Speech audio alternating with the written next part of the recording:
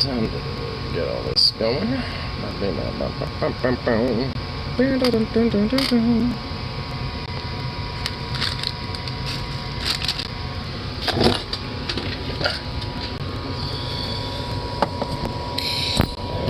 This doesn't want to cut.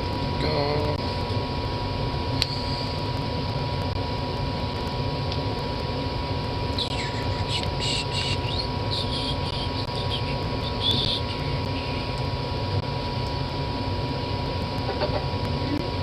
Oh, of course it is fucking charging. Oh, fan. It's doing that to me?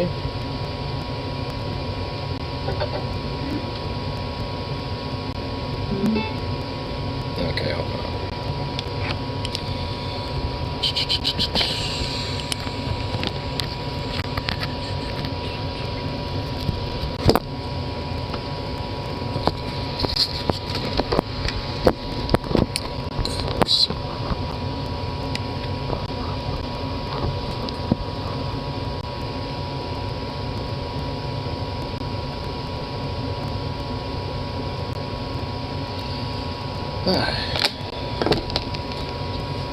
Yeah, to get back home. Well, hello. Hello. Oh my goodness. There's quick.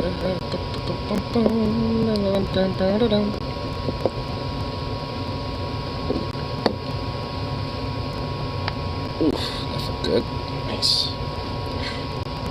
I got like a little like ingrown nail going on here that developed somehow. It's just like, what the hell? It's some bullshit. I don't like it. Thank you. Yo. Ooh, what is it? What is it now? Here. Do this. There we go. Oh my god. Can we not fly around everywhere? There we go. Cool. Alright.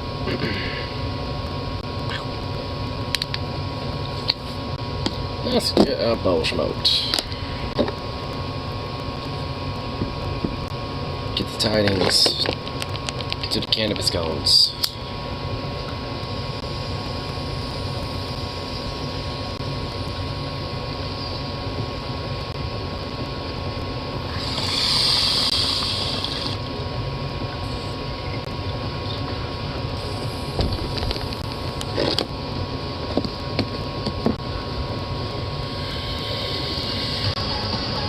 A little louder than I thought. Yeah. There we go. So just get basic SIDs, no tests. It was like $35 if I've done the permanent test. It would have been like $50. Why is this so fucking expensive? That's just kind of dumb.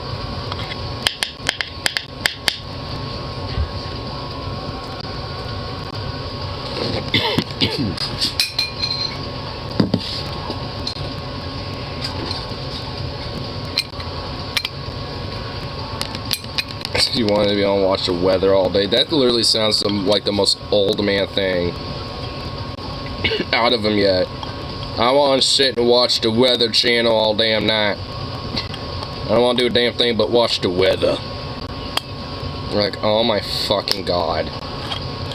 That is like the most boomerest fucking thing I have ever heard. It's one thing to be, I'm gonna sit and watch Fox News all damn day. And then there's like, I'm just straight up going to like watch the Weather Channel. That's what I'm trying to get about stuff too. Yes. Eventually I'm going to see about going down there to help him out. Oh shit, oops.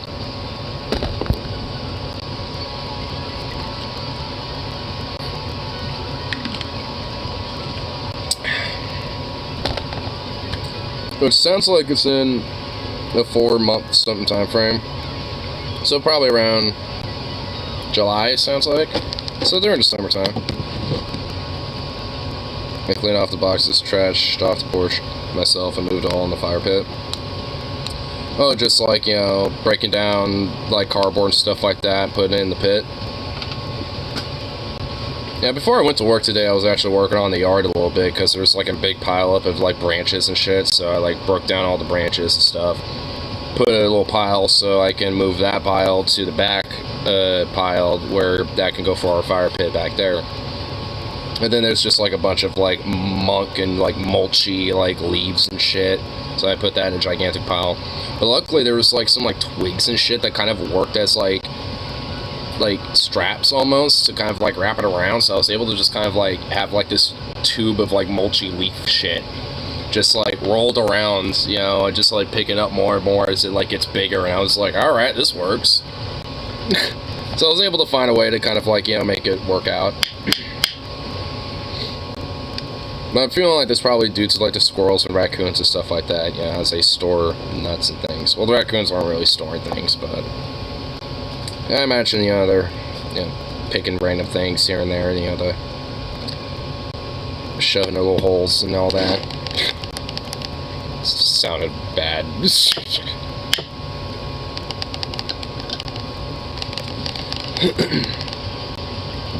It's honestly funny watching little squirrels rummage around the yard, because like I'll see them like bury their little head in the yard. I'm just like, and it's just honestly kind of adorable, because it's just like, you know, they got that like the little spots, and my front yard is scattered full of like little holes, you know, that have like these little like nests almost like on the top, you know, these little holes and stuff, and every time there's like a little pile of nuts in them. It's so cute. Of course, to see like the crows and ravens and like scrub jays and different birds, you know, picking for those too sometimes. It's like a little buffet in my front yard. Still friends with a sister right next to mine. She shared a fat girl supremacy, and I hearted, and then she called me out for basically saying she was fat. It was kind of hilarious. Isn't she calling herself fat, you know? But like, it's just like, yeah, big girl supremacy, y'all, and you like it. It's like, are you calling me fat? It's like, you are calling yourself that, aren't you? Not that it's bad. You're saying that, like, as, you know, it's as a positive thing, or at least not in a derogatory manner. So, like, if someone likes that, I mean, what? Yeah, like, that's pretty funny. And also, it doesn't make sense. I was like I say, I like him thick. Yeah.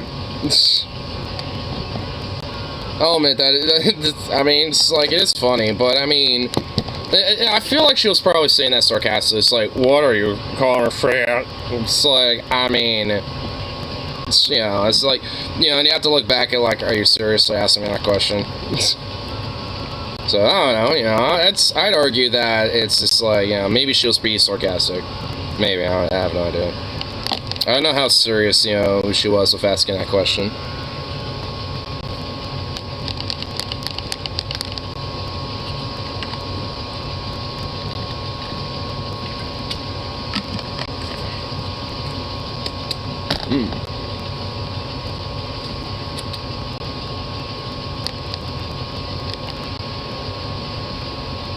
Can I even stuff more? But yeah, not really.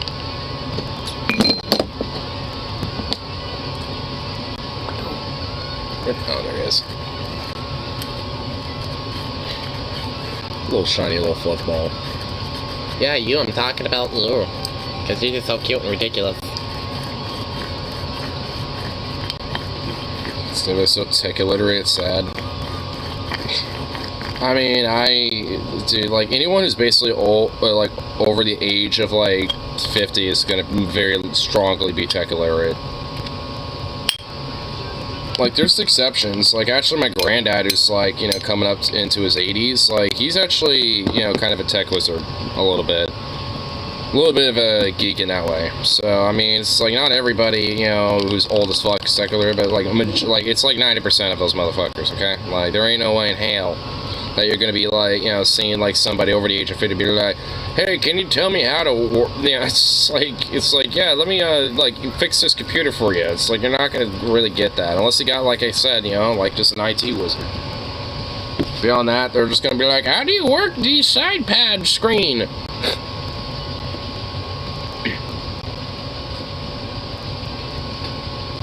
I've been playing Metroid Prime, and it kicks major ass. Nice. Original Switch Master. Someone say Tech Whiz. What you need, lol. Nothing. We're talking about, like, you know, people who are tech illiterate. And I'm just saying, like, usually most people who are old as hell, like, you know, 50 plus, tend to not know what the fuck, you know, like, you know, like how the deal with computers and shit are. He doesn't know how to cover his tracks, so mom's been snooping on him. Okay, well, you know, that is a good thing that he's tech illiterate, because that's some good shit. Yeah. I mean, William Shatner is in his 90s trolling Twitter all the time. Well, I mean, like, being a tech whiz and, like, you know, or being, like, tech illiterate versus knowing how to browse, like, social media are two different things. Gen X is pretty tech literate. Well, yeah, I'm saying Gen X is definitely, you know, pretty tech literate, but I'm saying, like, old people. Like, you know, it's like literally anyone from, like, you know, like 50, 55, 60, you know, that's, like, getting up in those ages. Maybe not, like, you know, the 50s, so to speak. I mean, honestly, at that point, you know, it's like there's definitely a lot of, like, older dudes who probably went into IT and stuff like that, blah, blah, blah. But, you know, it's like, at least, you know, for, it's like 60 plus, I mean, that's pretty much a guaranteed assurance. Like, 90+% of those people don't know what the fuck they're doing. I get though, 50 is old you. Well, I mean, it's not like, well, I mean, it's half a century. I turn 50 tomorrow, cry. Oh shit, you do? Oh fuck, really? Well, damn. I will say, well, happy birthday, but God, you know, now I kind of feel bad. Now I'm saying that you're old, and I'm not trying to be like that way about it though. I'm talking about, like, you know, like, I'm just thinking of, like, you know, some, like, hardcore, like, 50-year-old, or, well, I guess at this point it would be like a 60, 70-something-year-old boomer being like, you know, I'm a full blue-collar trucker man, but you know, I'm thinking about, like, those dudes and shit, but yeah. But yeah, at this point, you know, they're pretty much, like, you know, twice the age of what I used to think of growing up. I used to think of those dudes as, like, the 40, 50-year-olds, and now I'm looking at it, it's just like, no, they're like the 70-year-olds that are just, like, curmudgeon as fuck about everything. Probably just because they can't really understand much. Turning 30, I'm positively ancient. Jesus fucking Christ, you little baby. Dude, I'm turning 26 this year, and, like, I mean, I was like, yeah, well, oh no. To be fair, a lot of people my age are kind of Luddites. Well, yeah, I mean, that's kind of what I mean, though. I mean, like, 50 is kind of that blend period, like the blend ages, of where, like, you get the Luddites and, like, the literate tech wizards and progressive types and shit like that. Blank smartphones, they've dumbed this down quicker than our tech. I do agree with that, honestly. So, like, it's why, at least for me, I tend to kind of use my, you know, smartphone for very, like, limited uses. Like, texting and calling people, or, like, YouTube, or listening to music. Like, those are, like, pretty much the big four things I use it for. Predominantly for, like, YouTube or listening to music. That's pretty much about it. Like, I mean, like, every now and then I'll, like, be using it to, like, do some online shopping and stuff like that. But beyond that, like, I try to avoid being, like, so, like, hyper-absorbed, especially to the degree that people can be. And honestly, you know, at least for me, you know, it's better for it, because I tend to, like, if I'm walking around from place to place and shit, I'm not, like, doing this all the fucking time. I have it in my pocket. Because, like I said, if I'm listening, like, you know, to an album or something, I'm not going to be inclined to be looking at my phone all the time. So, you know, it's at least, you know, for me. Or if listening to a podcast, don't, you know, on YouTube, don't have to, like, you know, constantly, like, have your phone out looking at the damn thing. So it's just like, yeah, at least to me, it's like I try to really limit that type of stuff. I mean, really the most I truly ever do use the phone is when I do these, really. Like, beyond that, I'm, like, checking it off and on at work, mostly to check the time and see if anyone's messaged me, and, you know, reply to them for a thing or two or something like that, or to show a coworker or something. But beyond that, like, I ain't, you know, trying to use this damn thing that much. Makes so-called jokes about our generation saying we can't do anything without a cell phone. That's him. Dude, like, I mean, for real, they're always, that's kind of funny. It's like they're always the ones that, you know, have their phones on them and this and that and shit, too. It's like always, like, the boomers or, like, a lot of, like, young zoomy types. It's like, usually people who are kind of, like, mid to late 20s to, like, you know, up to the 50s about, like, that's kind of like the middle ground where we were kind of in the transitional phases a little bit. Because I remember when smartphones started becoming a common thing in school. It was around 7th grade. Like 7th grade is when, like, you know, a lot of, like, you know, the, what was it called? Fucking the Blackberries, I think. Like the Blackberries were fucking huge for like 6th, 7th, 8th grade, and then around 8th grade, that's when the transition to smartphones because of the iPhone came out around that time, or sometime around then, and then around like freshman, sophomore year, like smartphones were pretty just outright ubiquitous. You know, honestly. So it's just like, I mean, I was in, you know, for me at least, especially when it comes to like, you know, smartphone tech, especially, like it was kind of a transitional phase for me growing up. So, like, there was a time, you know, where growing up, where I knew how to, like, experience life without having a smartphone on me. You know what I mean? So it's just like, I guess it's easier for me. And obviously people who are older than me know that too. So, you know, it's just like, that's why it's like usually people that are like Gen X to about like the cusper region and like about my age, you know, it's, you know, they tend to have a, usually, not always, but a little bit of slightly different approach about that stuff. But even then, there's plenty of people, you know, that, you know, despite that, are just sucked into it and have been dumbed the fuck down. So kind of goes, I mean, it just means it's a sewing division. Hey! Hey! No! No. Like, I mean, like, for me, it's just like, I mean, we kind of have, like, there's kind of a reason why there's, like, a little bit of a, you know, counterization, because, I mean, there is kind of a sense of, like, you know, here's how, like, a generation, you know, is, like, you know, because, like, if you're going to say, like, you know, for our next, you know, like, gen or something like that, that's, you know, meaning, like, the next generation of, like, people who are within a, like, certain age range, you know, that's, like, the up-and-coming, you know, like, adults and shit. I mean, so it's, like, it's useful in that sense, but it really shouldn't be seen as, like, really much more than that. Like, there is definitely a sense of, like, you know, attributing way too much value to it. And frankly, yeah, like, I mean, we're kind of being a little guilty of it right now, but...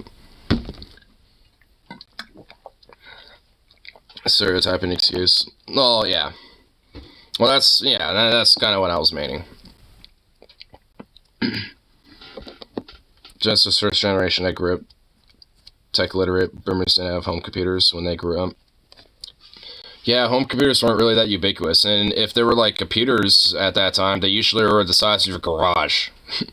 Like, my dad would talk about how computers, when he was growing up as a kid and shit, would basically be like these hole punch, like paper process, like some crazy shit, dude, that would basically be like this gargantuan thing, and it honestly sounds like kind of hard to like wrap my head around, be like, how in the hell, like, it's like, how, like I'd be wondering, like, how would you be able to get like what you want out of it, you know, knowing things like that. But apparently you could play games on those, and he had a few, so it's just like, okay. You know, so it's, I mean, they definitely existed, and honestly, you know, like people, you know, like my dad and shit were like some of the early, you know, prodigies, funny enough, you know, when it came to, like, you know, home computers and, you know, playing around with shit like that. When Apple, Commodore, Texas Instruments, IBM, and others started flooding the market with them. There were basically no home computers before 1980. Yep. I had a computer when I was a kid, yes, but didn't hold a candle to the Windows 98. Well, yeah, the Windows 98 was like a major big thing, you know, after, you know, it came out. Like, wasn't it like pretty much, you know, big, you know, like new, like game changer almost, basically?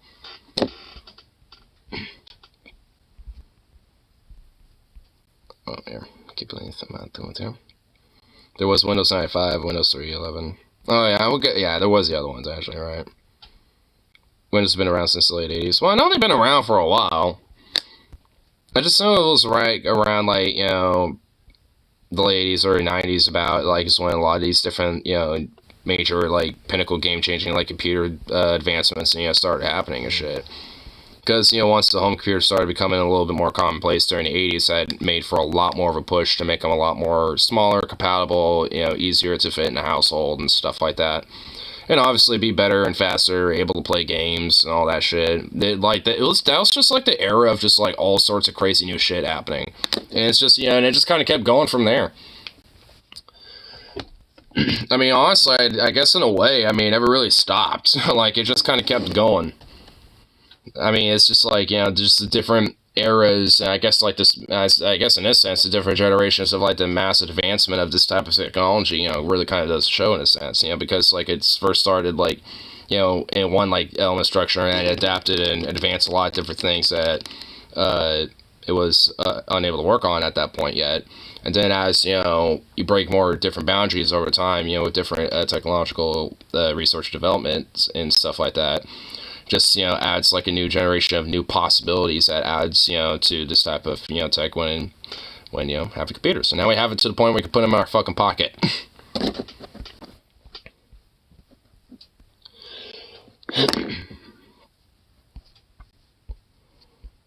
Oh, here. Get the tunes back on here.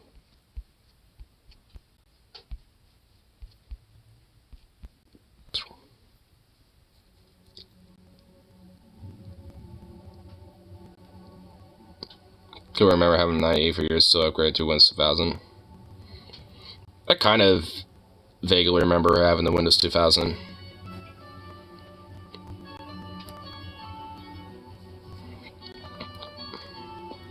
Or probably, might have been 98, but I don't really remember. It's been so long. I know, like, somewhere there's, like, a picture of me with, like, the first computer I was, playing around with and shit when I was, like, 4 or something, or, like, 3 or some fuck shit. It was definitely at least, either 2000 or 2001, about. I'll get my other jackets on. Ugh.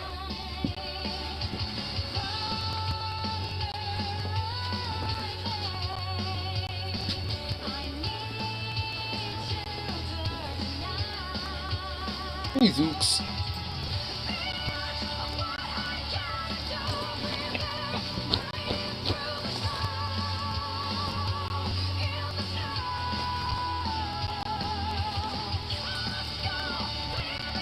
Okay.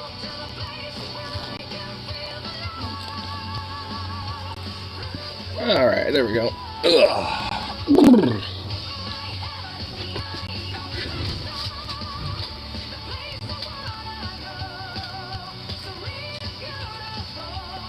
Everybody whines about Vista, but I had Vista Ultimate with no problems. Kinda depends on what you use it for.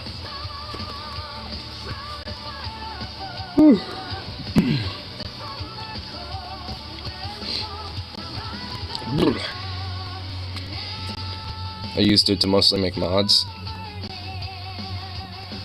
Well, I guess with Vista Ultimate, no problems with making mods. There you go.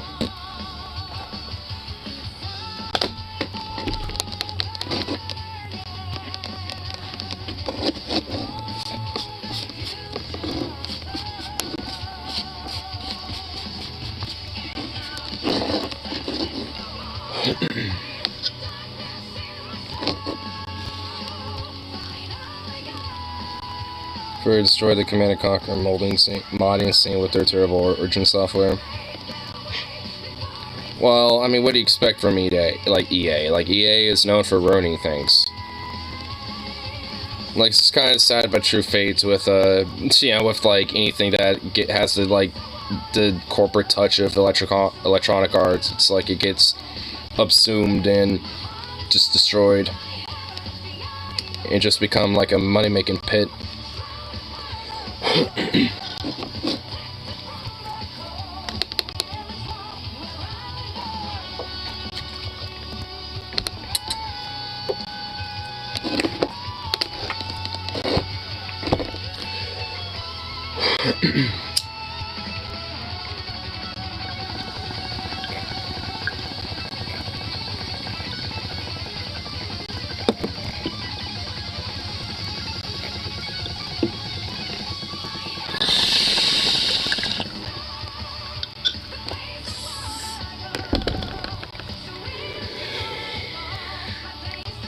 Yeah, it still makes a good title every once in a while. Giant Final Order is proof. Well, who was like the other like production involved with it, because the chances are it was made by the companies that were owned by EA, hence why EA was able to put his title on it. Let's say honestly how EA is able to like have all these properties and shit. They just like, if anything, half the time they basically just buy the companies and just say, you're owned by us now. You can keep like, you know, your name and stuff, but you're us. You know, basically. So when it comes to creating game titles, they could just like contract it to those developers, be like, here, make this game for us. You know, instead of, you know, that developer making whatever games they want. So, I mean, if anything, I'd probably imagine that's probably why. It wasn't like directly EA's, you know, development crews. It was probably like, you know, from a company they own. Yeah, so, but, you know, I'm just making a random guess. Just knowing how corporations like to operate, you know, I'm just kind of going off of those assumptions because, you know, that's what they are.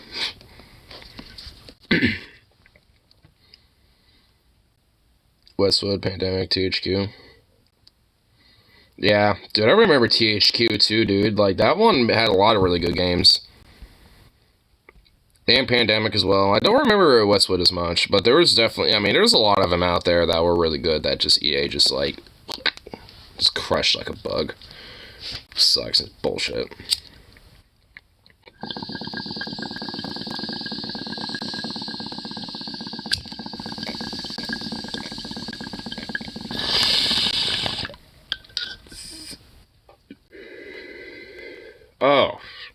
Oh, the Command & Conquer series, okay. Well, actually, I wasn't aware of that. So, well, there you go, I'm among you now.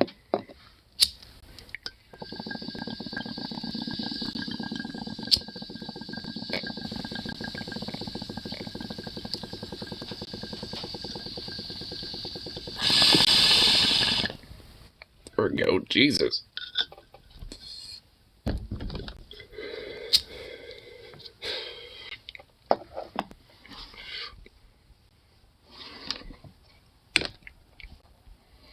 Played strategy games since the 90s. You play some their work pioneered in the 90s.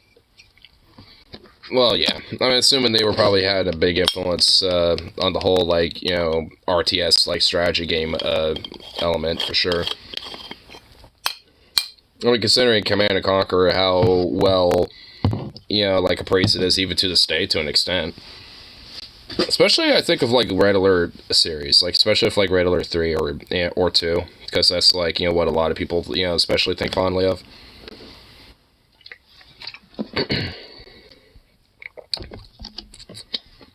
Well, I at least, you know, definitely think fondly of Red Alert 3 a lot. I never really played a lot of Red Alert 2, so I can't really speak too much on that one. In the first Dune Legacy of an Empire, they Command & Conquer a couple years later. Oh, yeah, that's right. They were the ones that made the Dune Legacy of an Empire game. Okay, yeah, so now, alright, yeah, you're bringing it back to me a little bit now, I remember. Yeah, so they really were pretty much, like, genuinely, like, you know, the first pioneers and that type of stuff. So, yeah, good. Shinasai.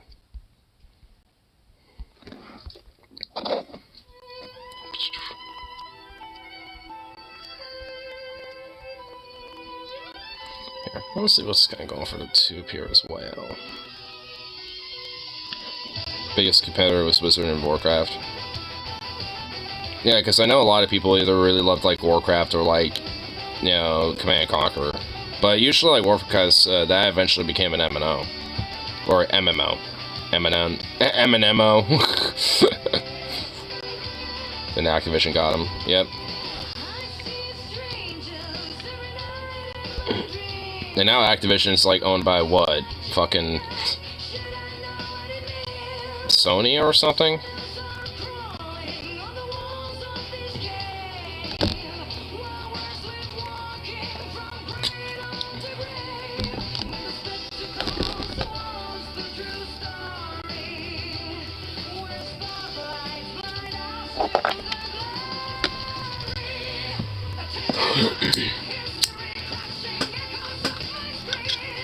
Okay, what the fuck?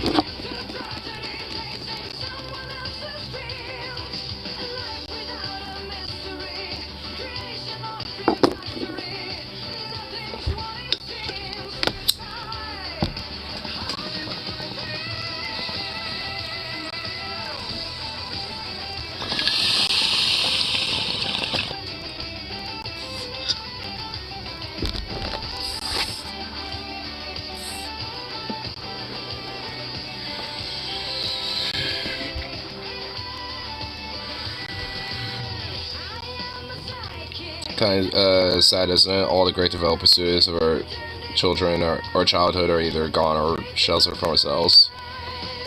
Yeah. I guess there's a silver lining to it. Like, there's a lot of different like indie companies and smaller game developers that have been producing really good games for a while.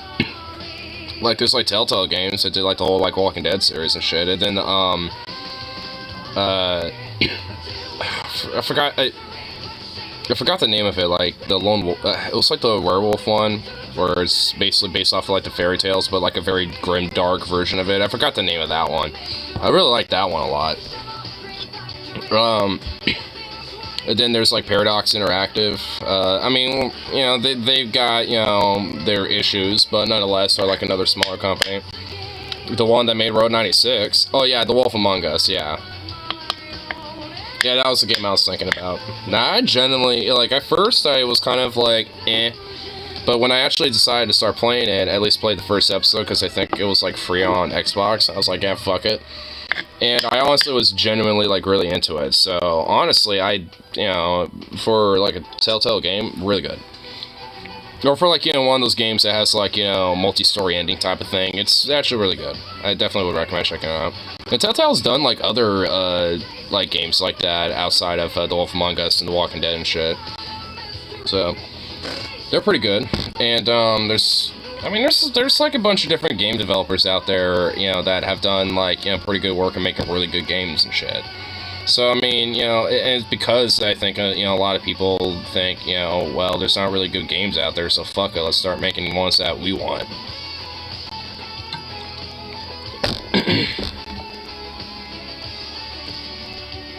My like Life is Strange. I've seen that pop around for a while, and I just haven't, you know, jumped the gun on it.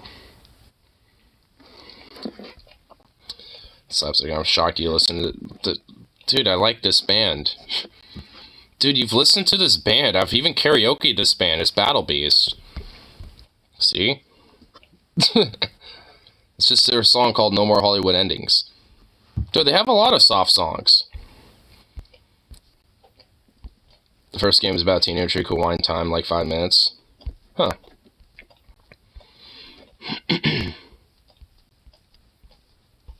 Well, huh.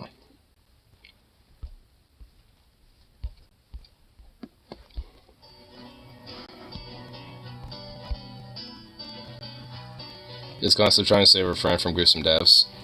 So kind of like a little bit of like, you know, Final Destination shit, almost.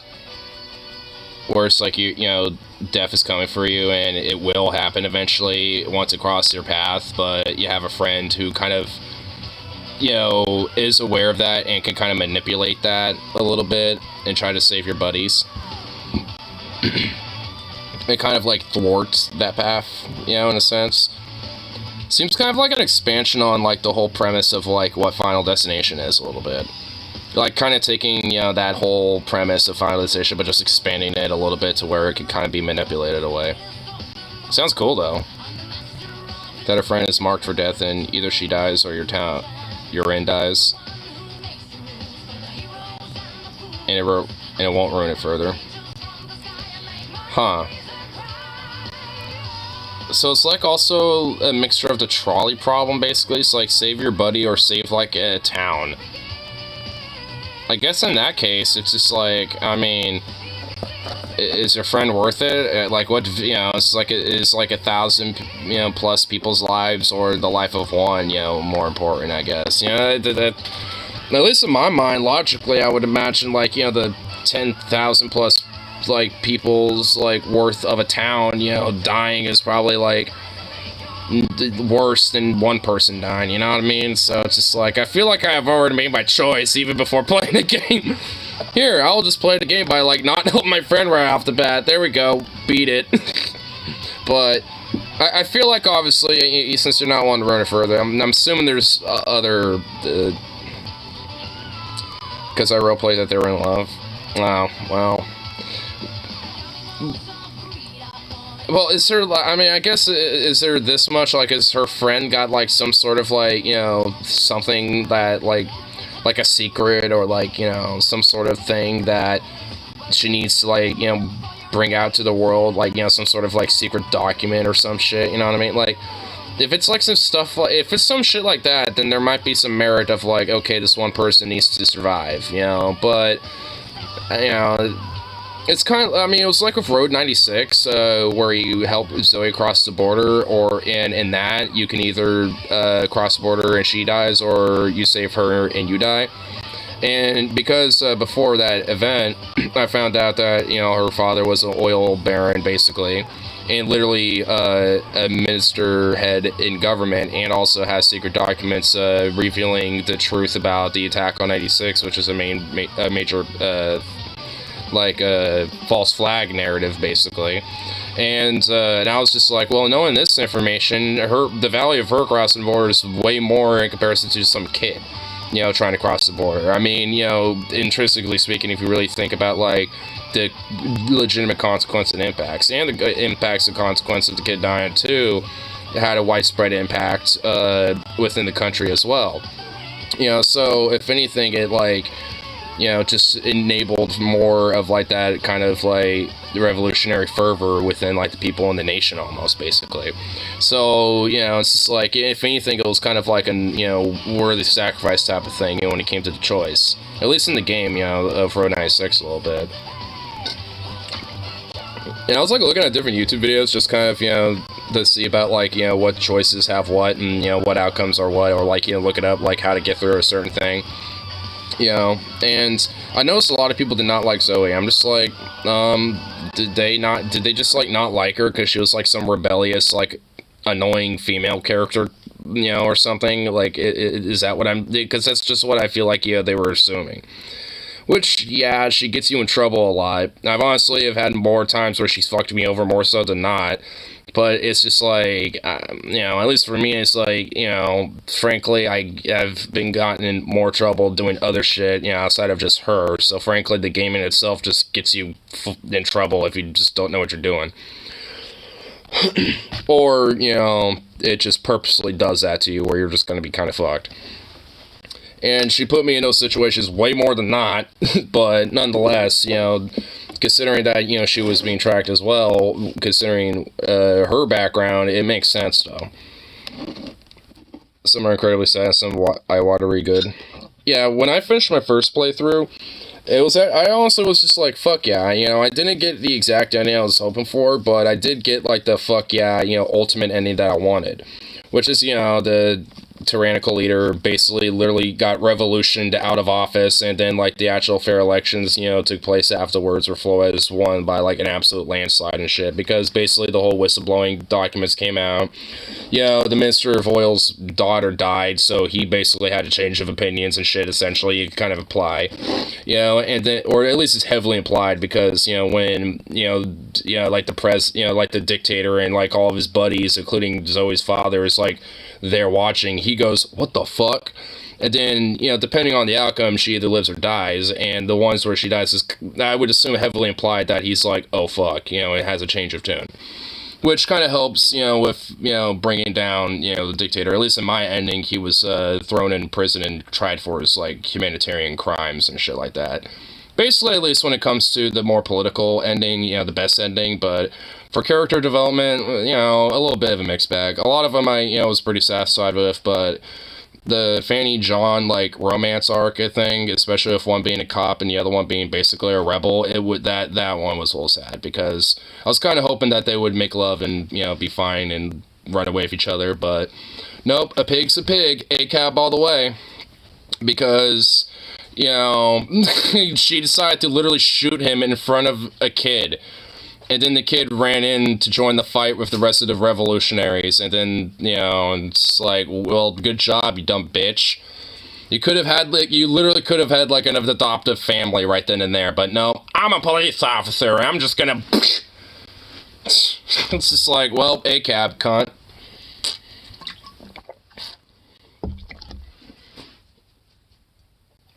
The game is so, and you can maybe tell your brother, wait. Huh? Oh, wait. Oh, the sequel for Life is Strange True. Yeah. Oh, you're talking about this. Where he has to play old brother, the kid, tell, okay. Sure if I'm wrong.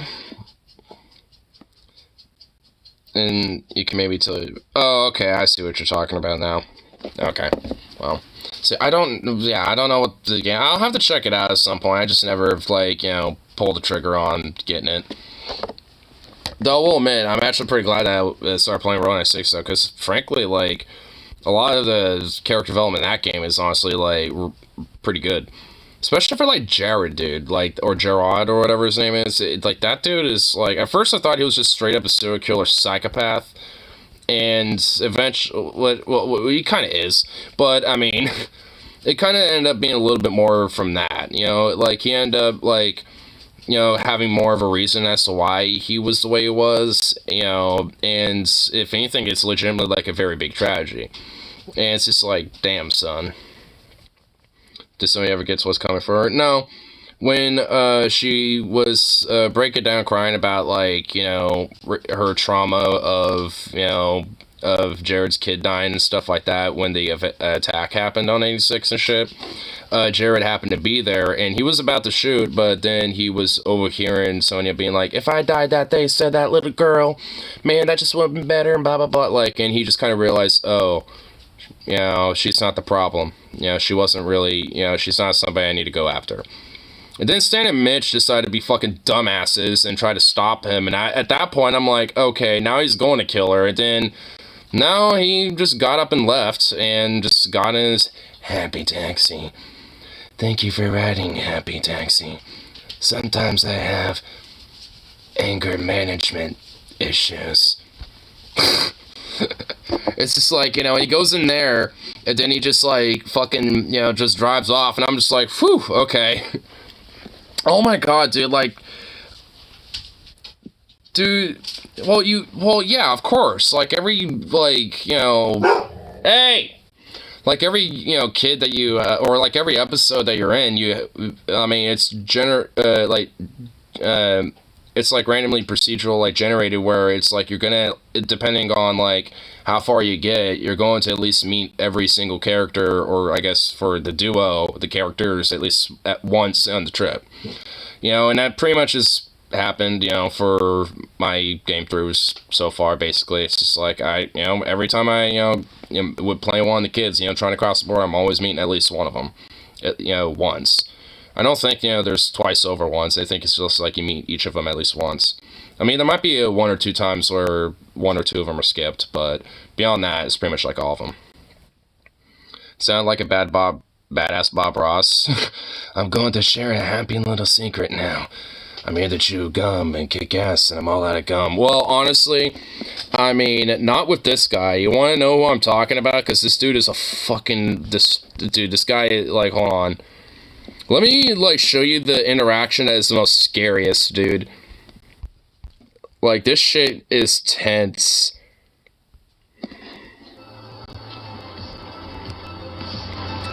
That's it's a pretty decent soundtrack, but it's kind of small because it kind of replays the same stuff over and over again.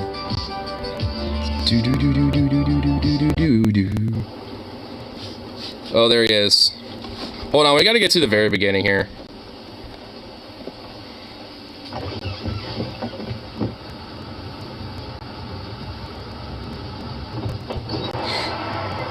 Oh, yeah, dude, see it? Like, see how fucking, like, freaky that shit is? Look at this.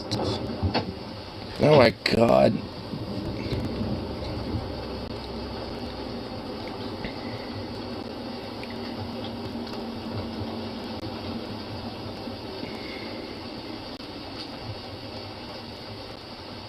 Sits there so quietly.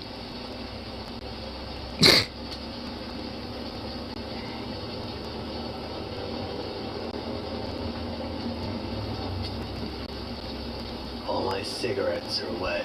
Oh, my cigarettes are wet. Very raspy voice and shit. Yeah, we'll skip a little bit. Really make it, Oh, here, hold on. Something's wrong with your doors.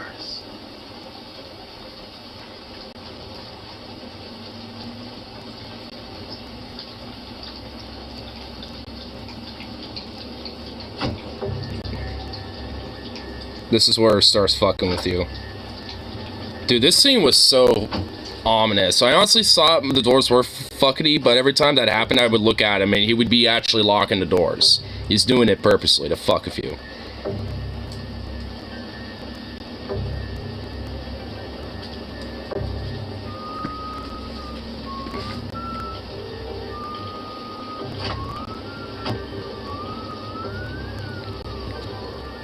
God, dude, this guy's so fucking creepy, man.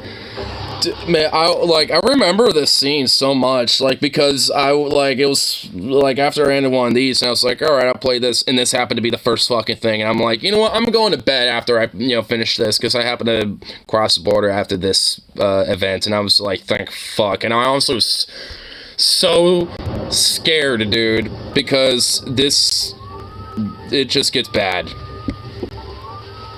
with this dude. I'm not going to do that.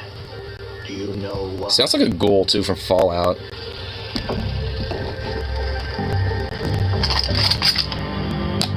That's why.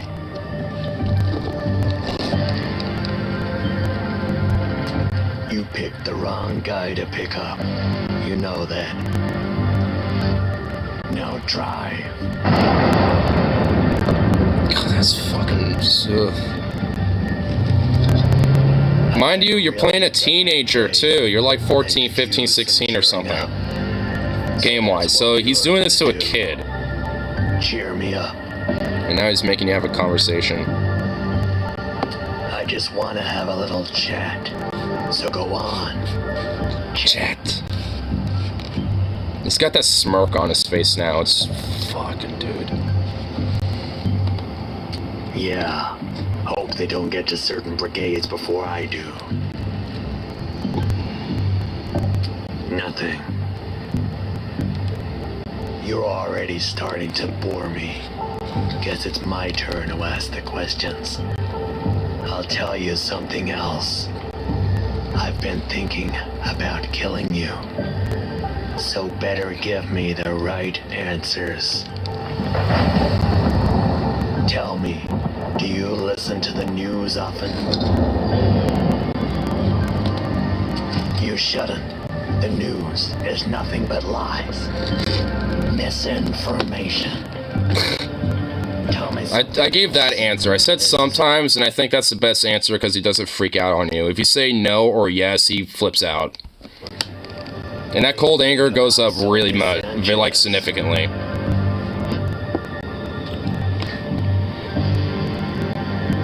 This one, you really gotta make a right choice. I said I can't stand her because she is a cunt.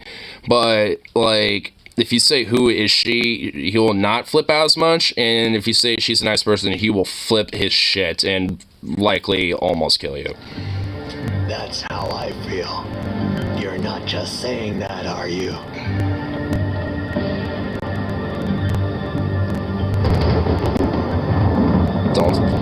Don't make that choice. Don't make that choice. I made that. Yeah, something bad. Real bad. He did not make that, like, reaction when I made that choice. I don't want your sympathy. I made the sympathy choices.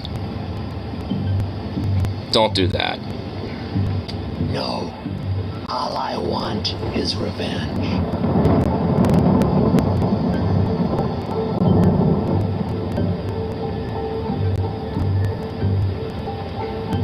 Because people need to know.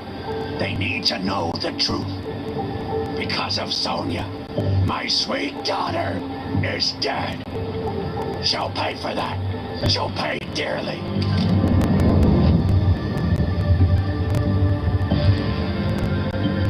What did I say about your sympathy? She didn't move a finger to save her under those rocks. Not one. Nor did those brigades. They'll pay too. Stop the car. Oh man, this gets just. I've decided what I'm gonna do to you. I'm going to let you live. Oh, they didn't get to the point where his anger got all the way up. Here, let me find let's find the one where his anger goes literally through the fucking roof to the point. I think it might be this one. Yeah. Yeah, it is this one. No. She's a liar. Yeah, it's this one. Because his anger goes all the way up here. Go on. Alright, here. No! Here's what happens when his anger goes all the way up. This shit is fucking disturbed. This is what, like, made me freak the fuck out a little bit. Say, I want to die. He makes you try to say that before he shoots you. And I was begging and pleading all the way through, dude, because there's no other choices. And every time you plead, he makes you, like, he'll be like, he'll just, like, do that once. Like, every time you plead, he would just simply do that to make you repeat it. And then right here, you know, it'd basically be please or dinosaur. I decided to say, I chose that, and this person did too. Watch. What did you say to me? I'm going to let you live. But you're going to give me your car.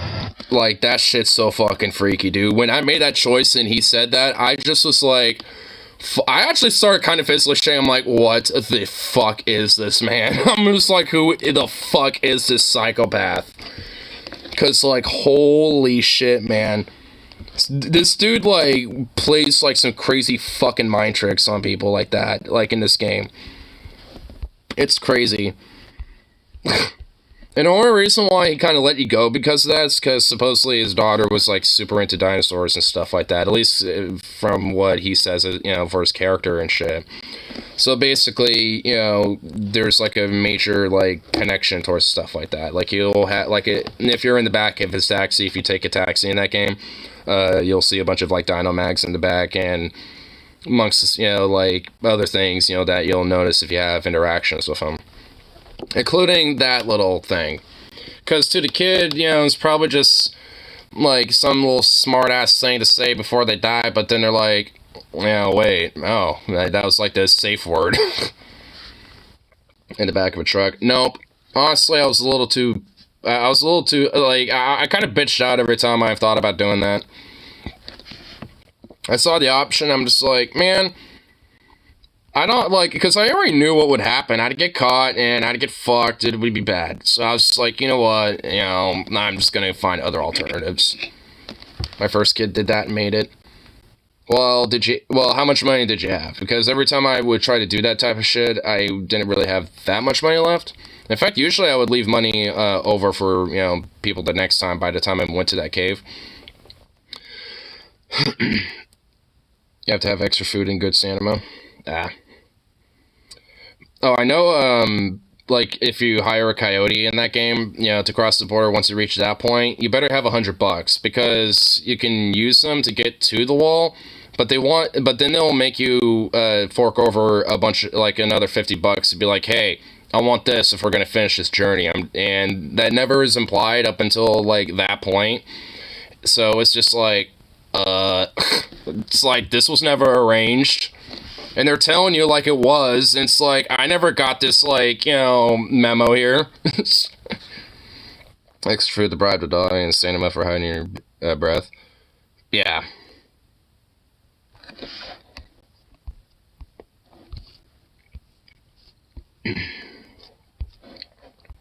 Well, I think next time I'll at least try it. Try different options. I know, like, I started a new game, but haven't really gotten too far in that one, and I noticed that at least, like, all the little perks that you get stick around for the new games. I'm just like, hey, you know, I'm noticing that at least for different events, or at least different places that, you know, I've already been kind of been to already so far, I've noticed that, you know, there's, like, other places, or at least other options that I can do to, you know, go into places just because I have something that I can hack with, or some shit like that. My first kid met Sonia, made $150 after finance the entire trip. Yeah, dude, same here. Like, the first kid was pretty much, like, smooth cruising for the most part. Like, and I'm pretty sure I took the offshore work leave option for that one, and I passed the test, and that's how I made it out the first time.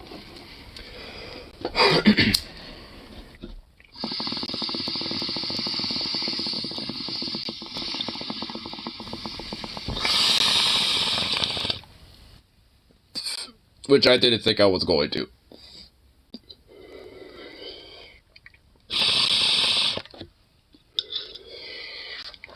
And the way they make you do the test makes it seem like some sort of fucking, like, interrogation, fucking, like, prison sentencing thing or some shit. It's just like, where's the fucking bodies? You know, type of shit. It's just like, oh my god. It's just an offshore workers visa test or some shit. Jesus. Really just, like, you know, sets the tone that, yeah, this is basically a fascist dictatorship and it sucks.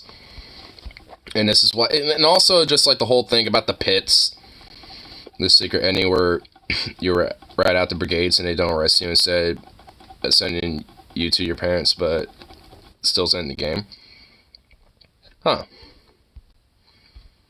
So in a way, the game could kind of end early if you rat the brigades out.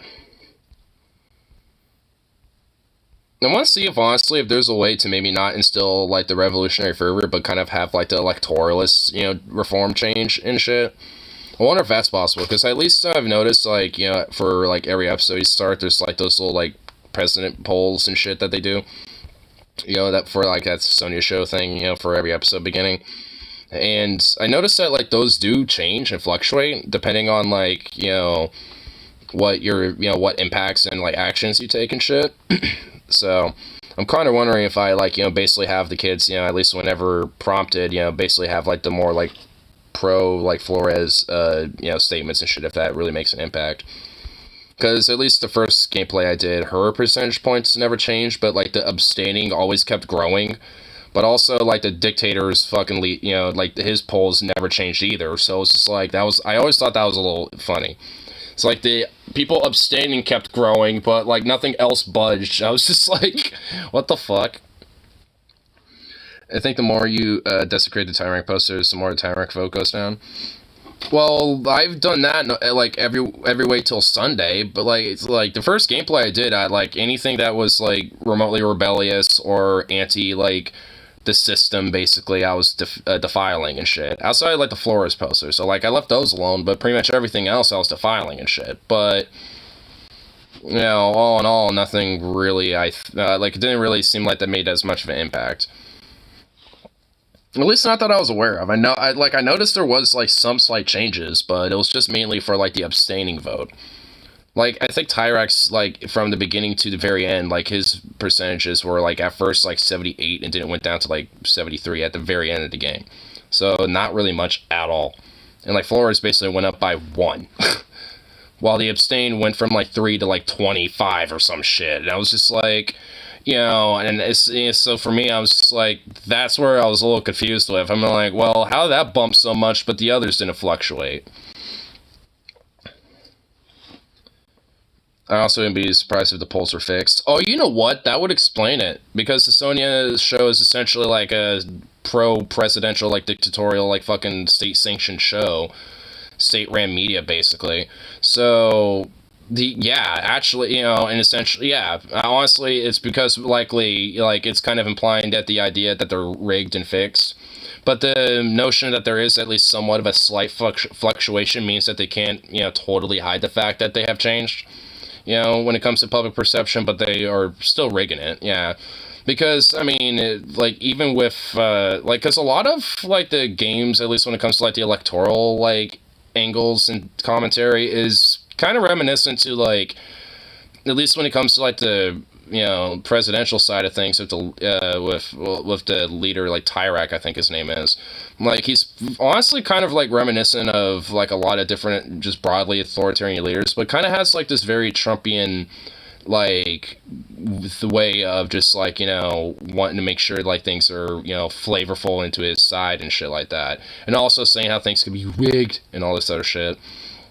You know, while also trying to, like, rig things in his favor, you know, so it's, like, there's kind of, like, you know, a little bit of, like, kind of, I think, a commentary on, like, you know, how, like, of his, like, you know, presidency and shit, I think.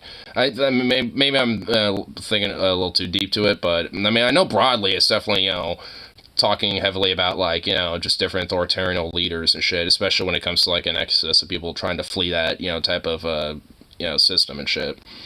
Because you see a lot of that with a lot of different authoritarian governments all over the world, where people, whether they're teenagers or kids, or adults, they're fleeing countries where they're heavily oppressed and shit due to all sorts of various different reasons. I think I'm picking up Democracy 4, which is a political simulation where you simulate being president or prime minister. Gonna play the US to piss off the evangelical movement. That's another game I'm wanting to check out. Because that's a category and they get mad when you try to tax the churches. Well, good. Tax the fuck out of them churches, but tax them. Man, okay, yeah, alright. Just because you said that, I'm gonna want to get that game now. Just because you said that. Just on that virtue, it's like, alright, yep. I want a world where they get butthurt and are actually having a reason to be butthurt. It's like, we're being taxed now, damn it. It's like, well, finally, at least you have a meritable reason to bitch, but you know what? Shut up anyway. It's like, fucking a long time coming.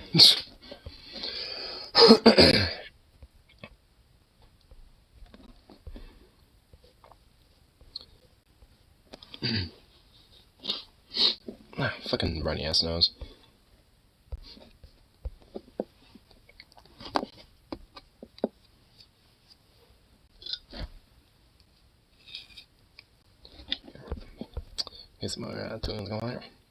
Also, you get pretty upset when you force education on their kids. Oh yeah, that forced public education. Oh my God. Lord forbid that they actually have a thing called education given to them. Oh, the depravity. Oh my goodness, I love it.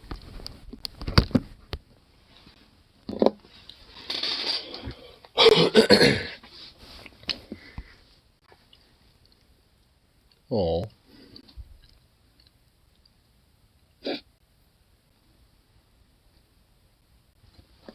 Cute little ball.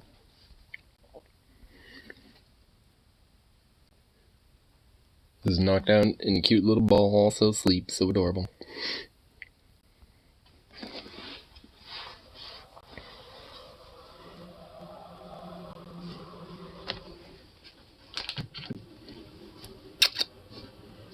Oh, I guess you weren't asleep.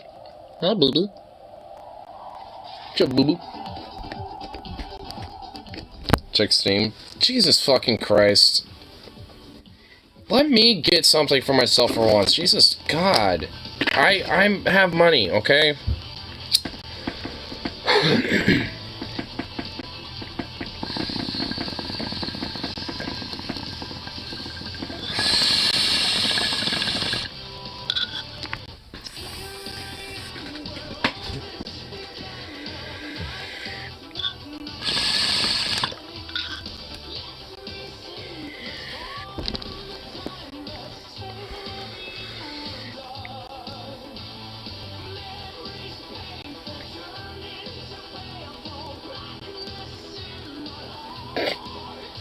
Go for the little ball.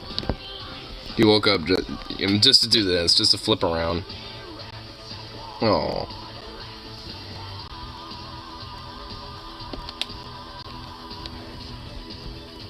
You goofy little boy. Boo boo. Zuko. I know what will get his attention. Watch this.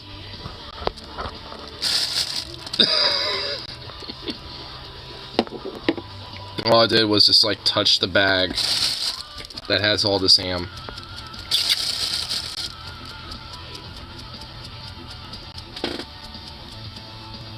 Huh, boo-boo?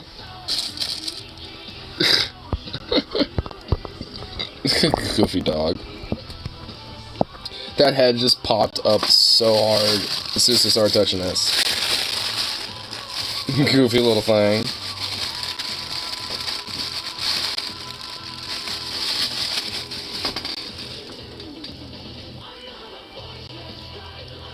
Grab it.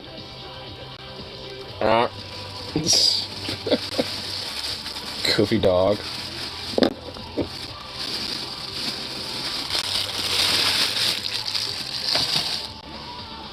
You need money for bitches. I'm bitches, and you're also Like, if I needed money for that, like, I mean, I could just, like, literally just, like, go out of Portland and, like, hang out at, like, just in various different little, like, bars or shit like that.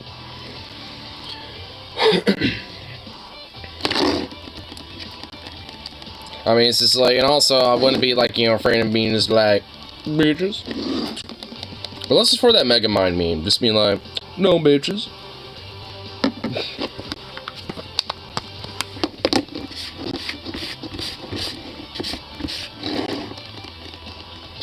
What the new Stellaris DLC? Jesus fucking Christ. Feeling generous? Well, be generous to yourself, sir. Well, you already were, actually, so, I mean, be generous to yourself and just, like, keep that. Pocket it. Pocket and keep it for a rainy day, bruh. Jesus. Man.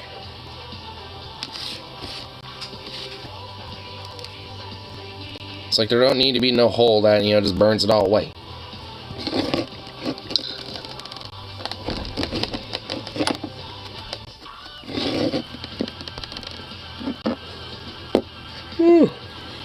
Little bubba.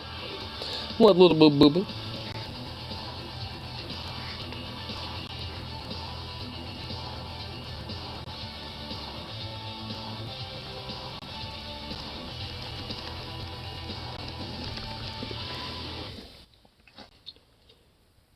What? Oh my god. You goober. You little goober.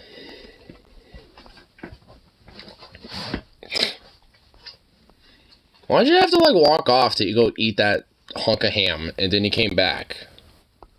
You could have just done it right there. You could have just eaten that piece of ham there, bro. Silly ass little pup. Ay. My goodness. This pup's silly. Ooh, what the fuck? Why am I yawning so much? Boo. I eschewed the yawns. Here.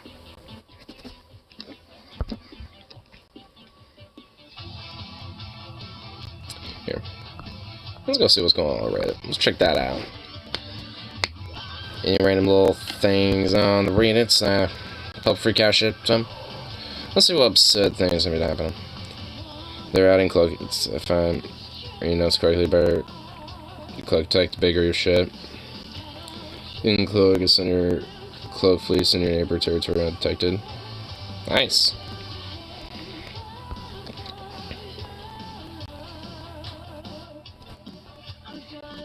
Yeah, that's how you know.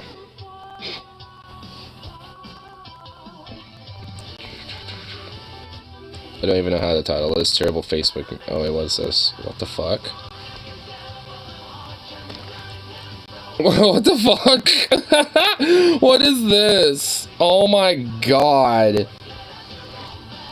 Why do I need to own AR-15? Why did Rosa Parks need to sit on the front of the bus?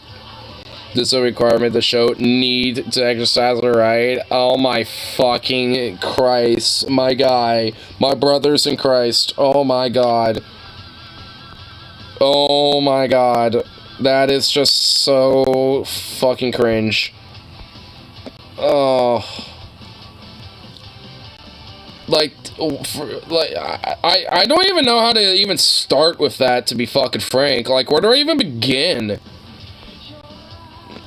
I'm just, wow.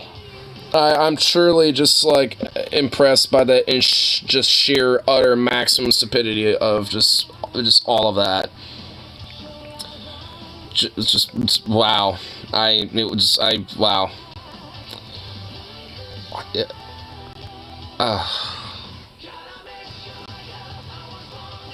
Yeah, wow. Like, let's just never mind the fact that, like, Rosa Parks, you know, being black was, like, heavily discriminated based off of her fucking race and shit, and owning an AR-15 has really nothing to do with the fact, you know, that there's, like, to do with any of that, nor is it analogous to any of that. Wow, oh my god. I really do, but that was fucking cringe. That was some cringe, my dude. My brain is still processing it. Like, I don't even know how I can. That was just some unadulterated, just grade A, top tier, extracted cringe. Just, God, oh my lord. Oof. Oh man, dude, conservative stupidity is just... oh no. What Republicans, what you think, what Democrats, what you think. The truth. Oh my god. Oh my god. No. Okay. Here's what Republicans want you to think. And then you got like the angels, you know, halos. Oh god, it's overchopped. And then what Democrats want you to think. And then it's just the opposite, right? The truth. W. Bush is the angel and the rest of them are fucking warmongers. Never mind the fact that George W. Bush got us into fucking Iraq and Afghanistan and fucking perpetuated fucking like the illegal war on terror shit. Like, never mind any of that. Never mind the fact he's an outright war criminal. Never mind the fact that he's oh my god, just holy fuck. That is some top tier cringe right there. That was just like some... Yeah, dude, that was like some fresh cringe right out of the cringe minds, dude. George WD-40. George WD-40, brother. Just, my god, man.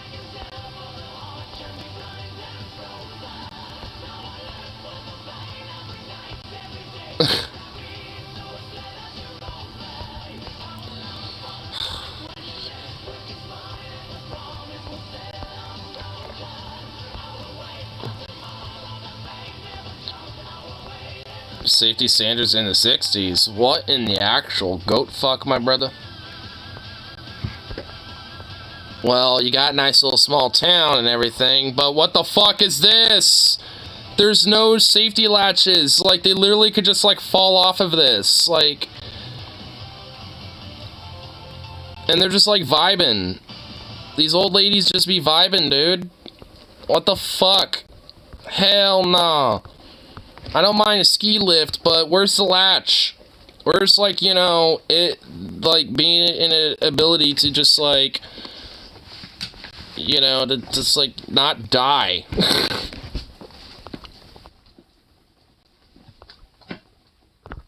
Like, oh my lord.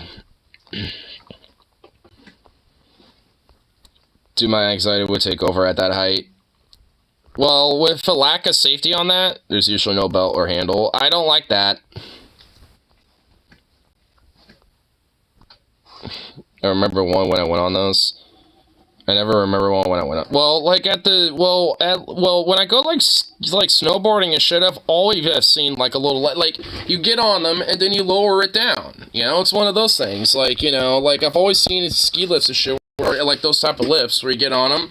And there's like something that you just like, boop, you lift down, and there's like something that kind of goes between your feet, and you got like a little latch here and a little bar. Nope. Well, must be a new thing. Well, evidently, because Jesus. Picture local news. Bama man moves to Flagstaff and is disappointed that the town is actually fairly chill.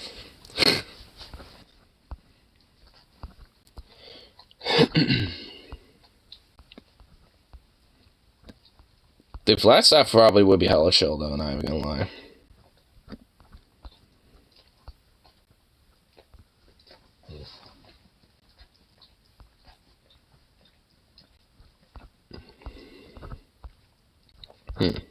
Whatever little things going on here.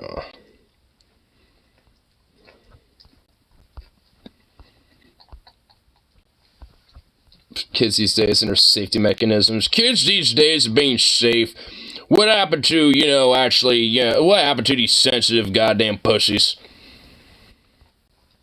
These damn sons of bitches just trying to be out here fucking, you know, wanting safety in their safe spaces and trying to not, like, you know, endanger themselves. Got a bunch of damn pussies, tell you what, brother. Back in the day, we used to be, you know, walking 5 to 10 miles in the damn fucking 5 feet worth of snow. And that snow would just be, you know, about negative 28 damn degrees and shit. Might as well be ice blocks you walking through. And you gotta have the little damn pickaxe try to go for that shit. And you had to do that at like 4 in the damn morning to get to school at 8 in the afternoon. afternoon. I tell you what there, brother. You know, it's like, make out that time frame how you want. I don't give a fuck. And you think the parents are going to be trying to pick you up at school? Nuh-uh. Nah, I tell you what, now. You have to go by hiking back and that type of stuff. And there would be an extra level of fresh snow because there'd be a blizzard while, you know, school's in session. So while that was going on, then you'd have to basically, you know, march in about 8 feet of snow to the point where you might as well just be making a nice little tunnel at that rate. You just have like a tunnel. You end up being little tunnel rats during the winter. We were, you know, that's what me and homies, you know, me and my friends were called back in the day. We were called, you know, the tunnel rats during the winter because, you know, it was so damn, you know, thick of snow. Now we would just have to, you know, be digging damn tunnels out, you know, little snow tunnels and stuff. Could you picture climbing this jank ladder? Wait, what's this? Climbing a scary sky ladder.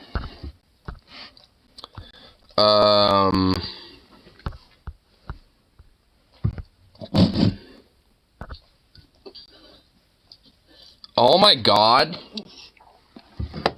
That's a bad time, I'm gonna say. Mate. Don't be doing that. Oh, Fucking hell! oh fucking hell. The ladder. Yeah, nope. I mean, that's cool at least. Or should we roll over and die if they watch that video? Too much jank shit.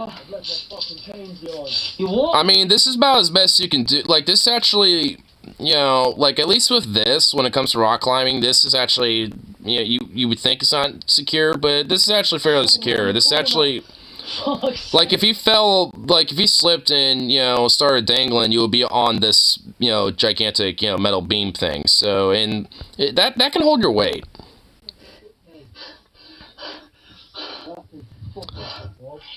They fuck up on multiple occasions. Well, considering how he's like kind of hyperventilating up there, yeah, I imagine he probably already made a few. Man, I need to get up to a resting spot. Yeah, he needs to take a break. He's like fucked up one too many times. You know? Dude, there's like snow everywhere, and they're wearing shorts and a t-shirt, and they're like fucking climbing rocks up in the mountains. Sketch, don't it? Bruh. Dude, yeah, gear-wise, they're not wearing anything proper gear-wise. Fucking dumb Brits. Yeah, dude, fucking hella British as fuck, bro. Goddamn British. They need to meet, like, some fucking Canadians or, like, you know, some people from, like, the Rockies, dude. Well, you have to. If I break my legs or something. If I broke my legs, well, dude, like, you're about to have, like, some fucking, like, you know, gangrene on your legs, you know, if they freeze and fucking rot off, bro. I mean, you're hella underprepared here. Well, I can't help that. If I fall off the ladder and die, that's on you. What? Yeah, and your shots in you. It's your boy in the sun, mate. Why? Like, well, I mean, I get it. You're doing it for the clout and for the flex, but still, dude, why? Just dress appropriately for the event and just, like, take in the vibes, dude. Like, because I would sit there and take in the vibes. Like, you know, I would think this is pretty cool. Like, I mean, I wouldn't mind, honestly, going on a fun little expedition like this, but I wouldn't do this, like without any, you know, at least somewhat practice and, like, at least doing this a few times before going to this specific, you know, mountain to climb with all this shit, right? So it's like, I mean, you know, like, I like, you know, I've done some basic ass rock climbing, nothing to this extreme where you're using, like, mountain climbing equipment and stuff like that, but, you know, like, you know, just climbing up, you know, different cliff sides and, you know, stuff, just a little bit and shit. I remember when I was a kid, me and my dad climbed the Rimrock ridge, like that kind of, like, hugs Billings and shit. I remember climbing to the very top of that fucking thing once and shit with no gear at all, because my dad basically did that all the time and shit, and kind of knew little routes and little nooks and crannies and different little ways to get up there. Never tried it. The ladder would probably freak me out, though. Yeah, I would say that one person at a time on this ladder is probably the safest bet, because I would not want to have multiple people on this. I wouldn't want to strain their ladder, you know what I mean? But, you know, like, I mean, I guess outside of this ridgeline right here, where his arm is kind of, like, meeting up with, like, I would assume that would probably be the only other way to, like, get to it, you know, where he's at, you know, to kind of climb up to the side of the face, but you know, like, there's not really any other way to kind of get to where they're at. So sick. Oi, Finn, it is impossible. It's impossible. Oh my god, dude, they're so British, man. Holy shit. Southampton, my hometown, and these are And wherever it says, nah, fuck that, I'm not doing it, Lamau. my favourite place in the world. Well, I'm sitting here being like, hey, they unintentionally climbed freestyle a few times. Yeah, like, yeah, I've done a couple freestyle things here and there, and it's nothing to this degree whatsoever. Like, you know, like I said, you know, because of, like, the Columbia Gorge and, like, the Cascades, like, there's different little, like, baby cliff faces and stuff that go, like, 20 feet or something, you know, or, like, very steep, like, little mountainsides and shit. You know, and various things like that. Like, I've climbed that type of shit, you know. Like, the most I've ever done was the rim rocks when I was a kid, and I haven't done that since, you know. So, I need a little practice, and especially when it comes to equipment or something like to that extreme, I would definitely need practice doing that for a while. Yeah, I need at least, like, a year or two, you know, with consistent, like, you know, rock climbing experience, you know, doing all that shit before I even try doing that. But still, it'd be pretty fun.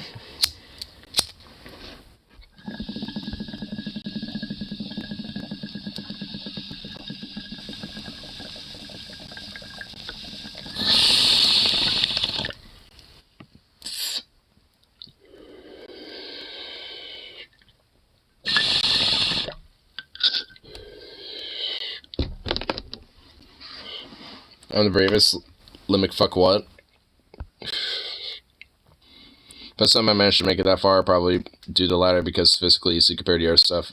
It's mentally difficult because you have no idea how to. Yeah.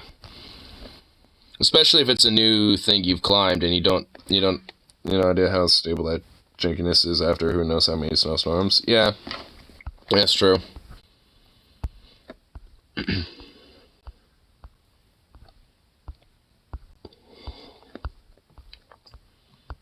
Should you upgrade to keep your phone? I don't know, is your phone fine? I mean, I mean, you know me about phones and stuff. I use them until they just can't be used no more.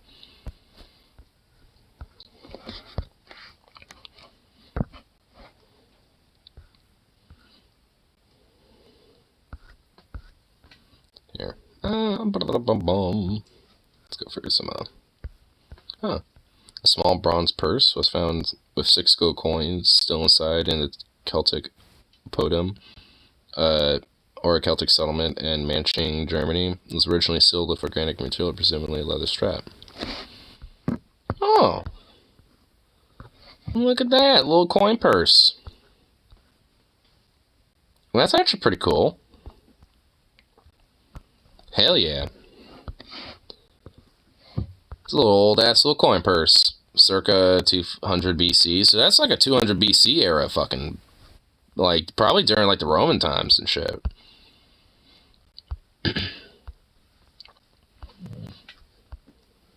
Like it. Cool shit right there.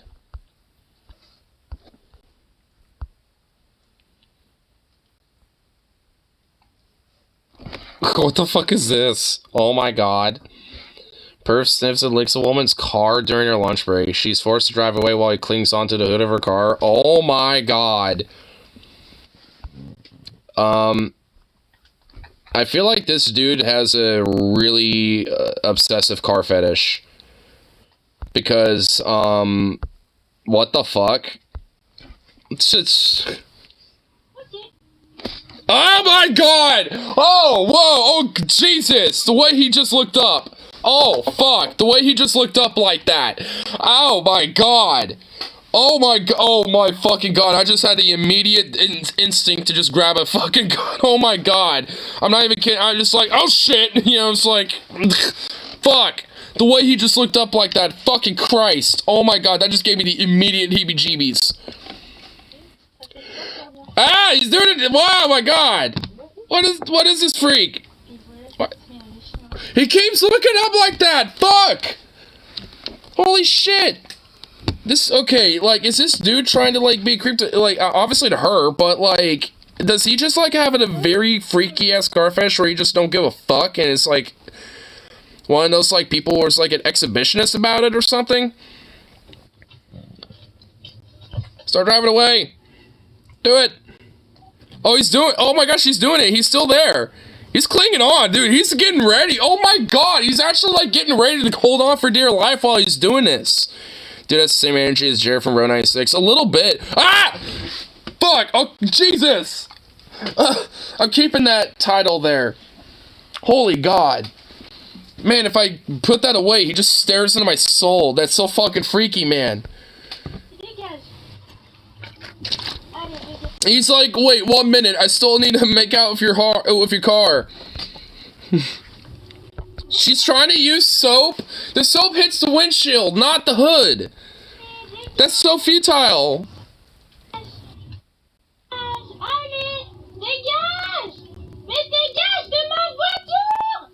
What?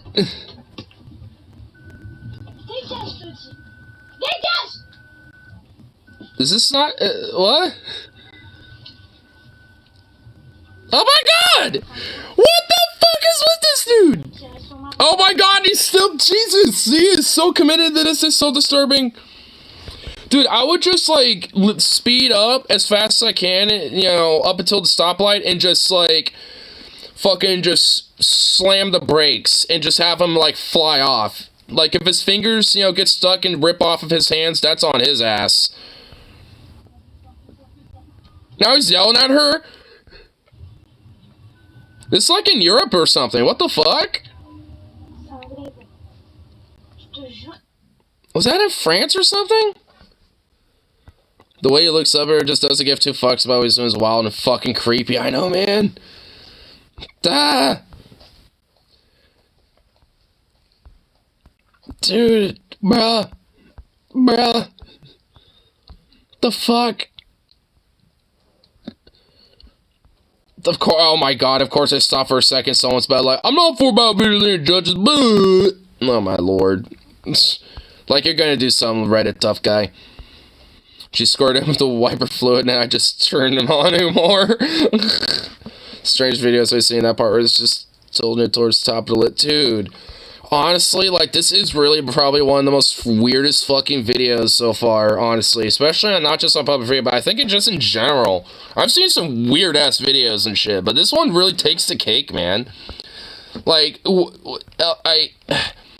It's like, is he doing that because he has, like, a weird thing about cars? Is he doing that because of something about the lady? Like, I don't know. I feel like the more I think about it, the more questions I have than answers.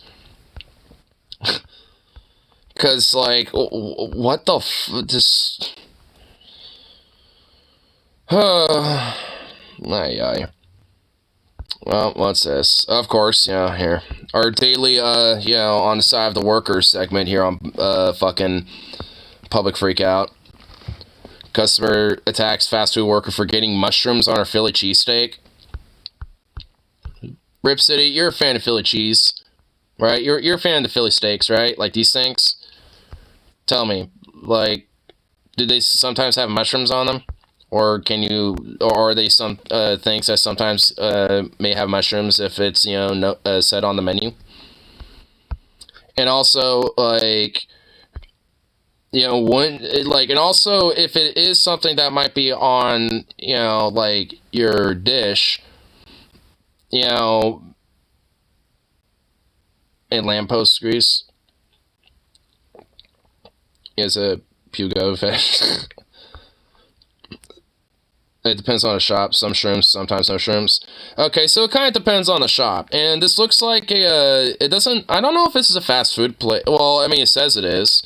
But I can't tell exactly what fast food place this is. I mean, it kind of looks like Chick-fil-A, but if it's steak, then I don't think it is. So I don't know what specific... Maybe a Wendy's? I don't know. Either way, it doesn't matter. But, like, I mean, you know... I would imagine, like, you know, if it's something that maybe comes with mushrooms, then you can probably, you know, I don't know, request no mushrooms on that. I order like burgers a lot, you know, and shit, and they usually, you know, like as a standard come with like tomatoes on it. I always ask, hey, no tomato, because I don't like a tomato slice on my burgers and stuff. Just don't like it.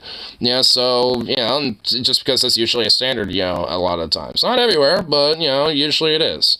And sometimes just, you know, because it's never really mentioned on the menu half the time with burgers and stuff, I just make sure and just say no tomato just in case, you know, even if it doesn't. And sometimes if it's not, they usually say, oh, it already doesn't come with any. And I'm just like, oh, okay, cool. No need to worry. They're anal about some were cheesesteak purists, just steak, cheese, lamppost grease, and some would just let you order whatever you want. I actually prefer the version with peppers and shrooms. Yeah. So, well, in Philly, I imagine there were going to be some Philly cheesesteak purists. You know, I'm sure. You know, but, yeah, so, you know, it's just like, either way, you know, at the end of the day, you know, before we even get with this video, like, this bitch is already in the wrong, you know, just from the get-go, especially if she's already trying to record and be like, oh, yeah, I'm the victim here. You're like, I can already tell she's trying to be a victim. And it's just like, nah, you're not. And honestly, even if you had fucking mushrooms on your Philly steak and you didn't want any, just be like, hey, there was mushrooms on these, I requested none, can I have it made again? And just be chill about it, and I'm pretty sure they would have just made you another one. But no, you had to freak the fuck out, and now you're doing this stupid shit. And we haven't even started the video yet, we already basically know what the fuck is going on here. But I just want to see, like, you know, what all is going on here with, you know, the context of the scenario and shit, and, like, what builds up and stuff. I saw, like, the first comment I noticed when I was kind of scrolling, I kind of realized, oh, wait, I don't want to spoil myself. Like, it says something about, you know, somebody fighting back, so, you know, I'm feeling good about the workers here in this case. Well, here, let me take a quick little talk, actually. Yeah, just so we can get ourselves vibed up for it. The Boots ketchup on a sandwich. I mean, I will sometimes, but I don't, like, that's not the main condiment. Like, I'll put, like, a little, like, you know, like a little smidge, you know, just like a little, you know, just a little bit. I usually will put, like, mustard and, like, aioli and other stuff on her. Like, usually ketchup's just kind of, like, add a little extra, you know, acidity, I guess, and a little sweetness of, you know, and all that. But either way, it's just, like, it's not the main thing I do. I mean, like, a sandwich for, like, you know, just, like, sandwiches? Because, yeah, like, no. Like, if there's other things going on that bitch. There might be, like, a tiny dabble. You know, at least for me, it would be, like, a way to replace, you know, the tomato, so to speak, you know, because I wouldn't want tomatoes on sandwiches either. So, it's just, like, in a way, I could kind of see that a little bit. You know, yeah, I would definitely have, like, you know, some garlic aioli, some honey mustard, you know, like, some shit like that. You know, I'm more about things like, you know, up in that nature of thing, you know, of condiments. Not so much about mayo, don't like that. Ranch, ugh. You know, but, like, other type of condiments, though, I'm all about. So maybe a sandwich, I would be all meat, cheese, bread, or nothing at all. Fine, I mean, okay.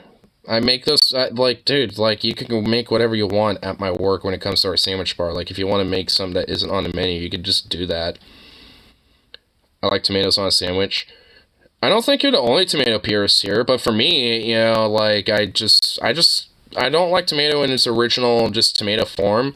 I like tomatoes when they're made into other stuff, like marinara sauce, you know, made into, like, salsa, you know, or, like, you know, ketchup, stuff like that. You know, like, I like tomatoes when they're, you know, added as other things. Or, like, sun-dried tomatoes in a salad, you know, and shit like that. Wait, no mayo or mustard? Nasty. I love mustards. I mean, so, if someone's just, like, no mayo, no mustard, no, like, nothing, hey, try same here, dude. Mayo. Mustard, ew. What the fuck is wrong with you? Oh my god.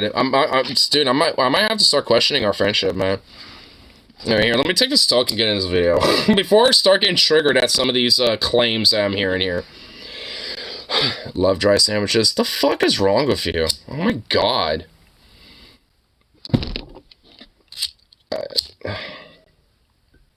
And I thought you liked some of that wet-ass pussy.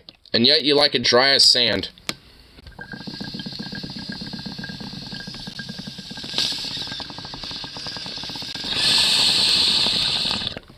I didn't realize Ben Shapiro was in my chat.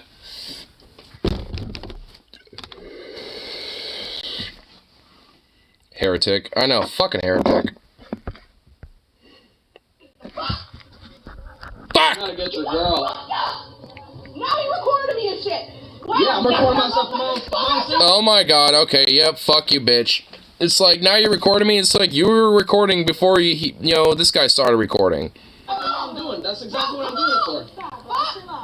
That's exactly what I'm doing it for. So I guess her friend stepped in to, you know, hold her back. Because he tried to figure it's common knowledge, it's common knowledge. People Yeah, act like okay. you gonna think. They Yeah, call me a okay. bitch. He called me a bitch. So fuck you. You coming at me heated. You think I'm just gonna sit there and take it? Yeah, no shit. No, yeah, fucking amen, brother. No, seriously, honestly, for real. It's like, she's trying to play victim right off the bat. It's like, you know, oh, you're trying to tell me it's common knowledge and you're calling me a bitch. It's like, no. Like, you're fucking, you know, coming at him heated already from the get-go, trying to, you know, fuck on him and demean him for, you know, a slight little mistake on an order, which you probably, you know, were aware of and didn't say no mushrooms. So, guess what? You got mushrooms on your fucking meal. And yeah, for the most, especially if you're coming at somebody like that, frankly, that's, like, far less likely for, you know, people on the retail side of things to be helping you and replacing that thing for you.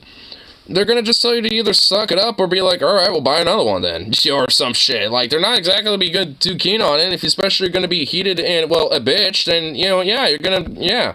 Sit there and call me a bitch talking about receiving heroin and shit, and you're back around and call you a bitch? Fuck you. Fuck you. I have self-respect for myself, alright? Fuck you. Alright, cool. I did tab bitch. It's like, no, you don't. Evidently not, or else you would have just walked up calmly and been like, hey, there's, you know, mushrooms on a Philly steak, can you replace it with no mushrooms, please? You know, you would have just simply, you know, came up politely and, you know, with at least, you know, some shred of self-fucking respect. But now you're coming up here all fucking heated and shit and, you know, taking out your fucking problems on life on this poor dude, you know, working the counter, bro. Don't come at people yelling at them like that, call them shit, instead I expect to be called a bitch, alright? You call me a bitch. Don't act like a bitch, people will call you a bitch, simple as that. Yeah, simple as. Philly, take your Philly and get out. Take your Philly and leave. Yeah. Oh, so she even got a replacement. So she, okay, so, like, so she's still freaking out despite the fact that she got a replacement for her Philly anyway. So she's literally freaking out and getting upset over the fact that, you know, there was a mistake the first time and just wants to flip her shit over it, you know, despite, you know, having it replaced anyway. I mean, double fuck you. I mean, at least her friend here is at least being chill about it and trying to calm the situation down. Like, he's saying, you know, or she honestly, like, you know, they're saying, like, hey, chill. Like, I mean, they're saying that to, like, both parties, really. Like, hey, y'all, chill. Like, I mean, person in the black hoodie here is, you know, trying to, like, calm things down. Like, they're being the better person here and everything. And the worker, too, because they at least are standing up for their fucking self. And good on them. Like, I mean, you know, like, because, I mean, we don't need and nor deserve to be taking this type of bullshit. Look at you, you're embarrassing yourself. Oh my god! You're shoving into your friend who's holding your Philly steaks and your friend is going to drop them. Oh my god, I swear if the last little chunk of this video is her friend dropping them, oh my god. Everywhere. Post it everywhere. Post it everywhere. Oh my god! I think she did drop one of them. And she even left them, so she didn't even pick up her replacement, and, like, wow, dude. And her friend was at least trying to grab him, but I guess just, like, it just dragged away a little bit. Fully approved. Yep. Every time it's at the appropriate time to voice what the work cannot. This is an enemy-free merch on more than one occasion. Hell yeah, dude.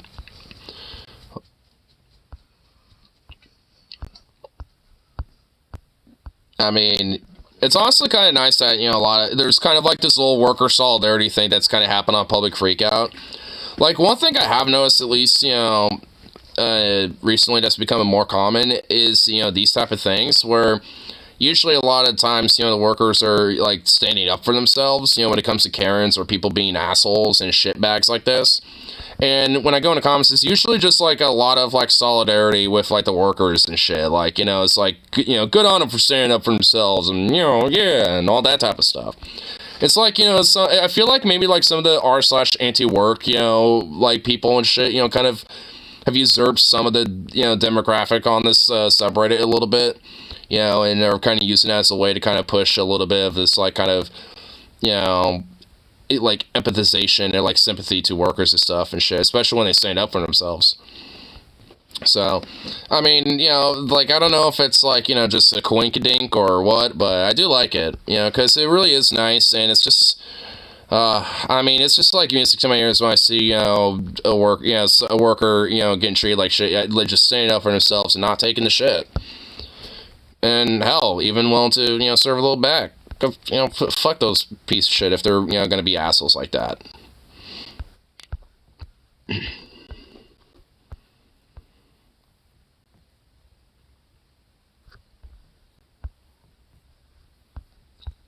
Whatever those things are.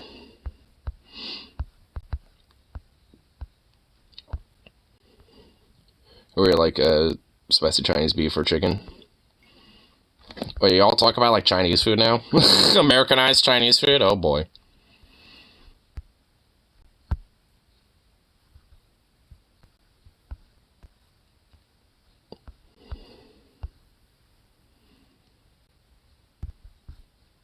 Here, two people losing their cool in an LA cafe. Let's see what this one is. Los Angeles movie director completely loses his cool after harassing the staff. I'm busy too, dude. What do you want for a living, bro? It doesn't matter. It's not about the money. Shut up. Dude, shut the fuck up. How about I get outside and call me? It's cold, man. You just fucking threaten. I'll go outside with you. We can talk. You just fucking threaten me. You stay right here, bro. So what the fuck? He didn't really like threaten you, dude. Oh my god, what a like a weird hot shot, weird ass motherfucker. It's just like, bruh, like he just said, hey, let's go outside and talk about this. I mean, if anything, you know, you got your meal, you're about to leave. I mean, what, you're gonna just stay inside and get in people's way as they're trying to order their food and annoy people with this? Oh my god. He was trying to kind of do you a favor a little bit, bro. Kick your ass outside. Yeah, he literally never said that. Oh my god, you're literally a line like seconds after, like, oh my god, you dipshit.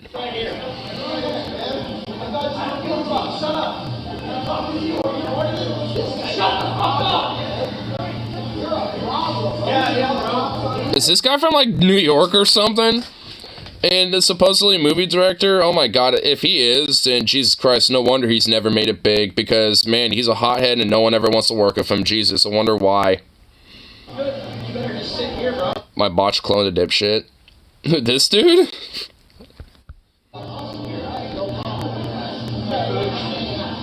Go. Let's go fucking back to set. Fucking loser, I made $300,000. I made 300,000 here. Oh my god, dude, what a fucking dude. He reminds me of like some hothead like MLM,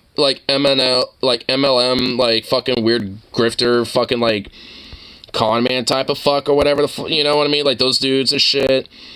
Just like some hothead, weird grifty fuck that is like selling weird marketing schemes for like 50 a pop.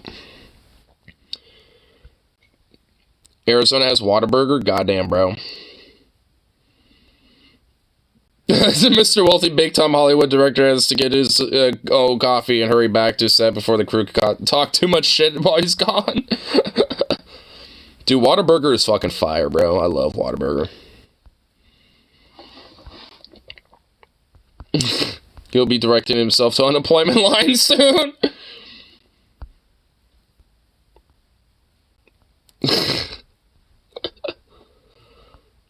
In Hollywood and ultra superficial ego lands. He really makes Andre if I says 300 made him feel better for being a bitch. It was alright, but not spectacular. Whataburger's pretty good. I like it. For like, you know, what fast food is, it's good. My lord.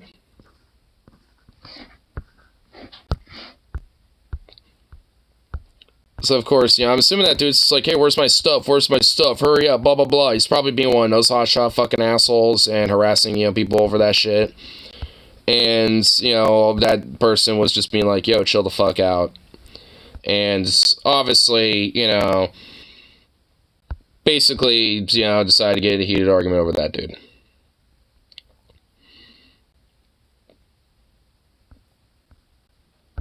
I think of that one to me. History burgers to appreciate fast food burgers. Well, I mean, you know, like, if you get, like, a little mom pop shop or, like, you know, a little something like that, then, yeah. Neighbor who yells at other neighbor for complaining about their noisy dog. Oh, boy. Man, they would probably hate to live, you know, around my neighborhood, because, like, pretty much, like, everyone and their mother owns a dog around here. Like, I swear, like, every household in, like, within a mile radius has a dog.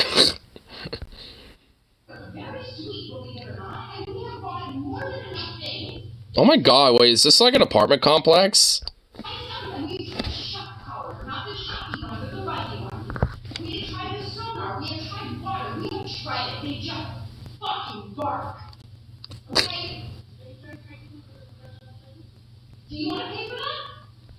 Oh my god, dude, is this like some apartment complex or something?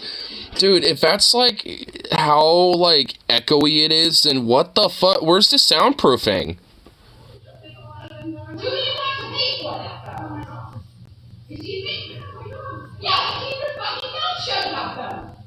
What the fuck? I'm more shocked about, like, how fucking echoey this is. I mean, like, what the... Like, I'm assuming this is, like, an apartment. It sounds like there's a hallway on your side of that. How loud you can hear this conversation a few feet away from the door. You wouldn't pay me to live in these new shit boxes they call luxury part. Oh, that's what they are. So this is some weird-ass, like, bougie luxury apartment thing or something. Like... Is that, like, what they call an excuse for a door? Like, I mean, Jesus. There's, like, no soundproofing at all. I mean, it literally just sounds like they're on the other side of the apartment. Not for the door, but, like, you know, in the bedroom or something, you know? And the door's open in the bedroom. You know? I mean, it's just like, what the fuck?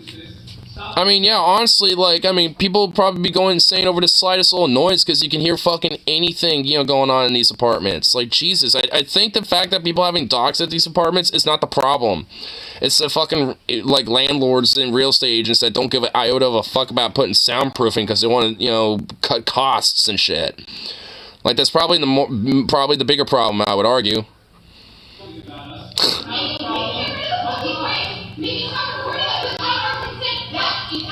Oh, now the recording? Well, I want to see that video now. Like, I want to see that particular video where, like, the recording's going on and shit. I want to see that. Really, bitch? Oh my god, you know, does this person, like, eventually, like, go outside, like, go out? No, they're just sitting here.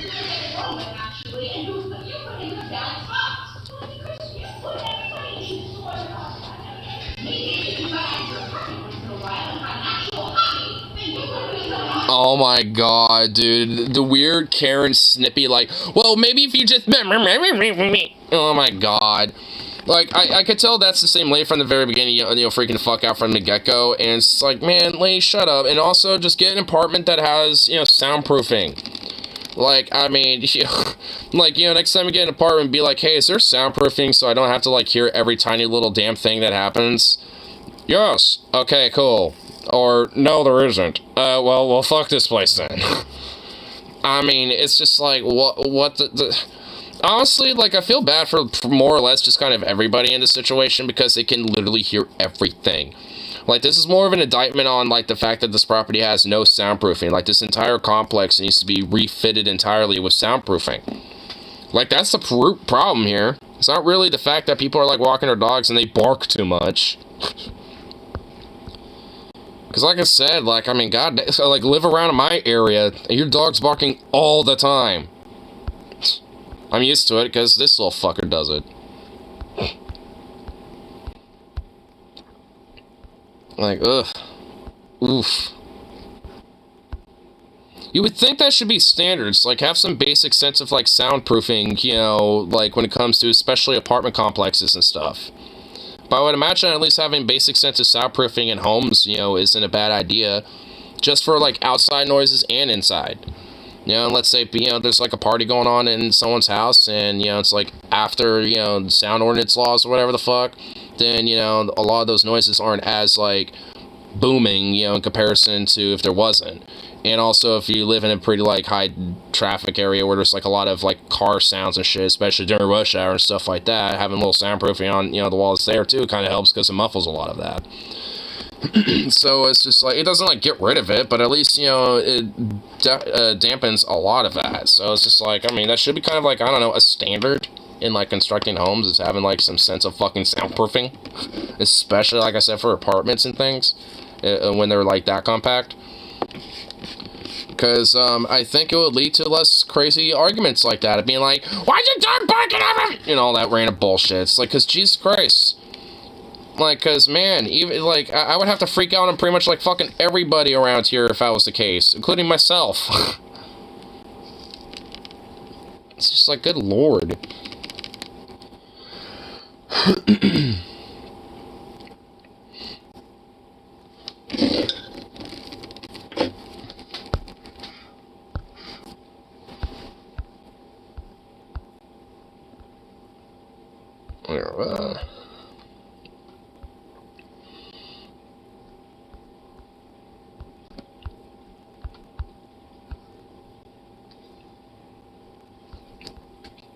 Wait, what the hell? Fight during Creed 3 screening because a woman was using her phone's flash?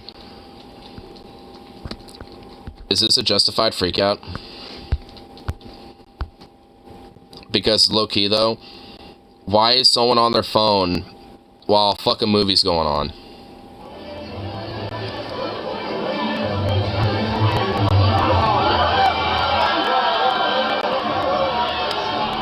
Well, yeah, that's a fight.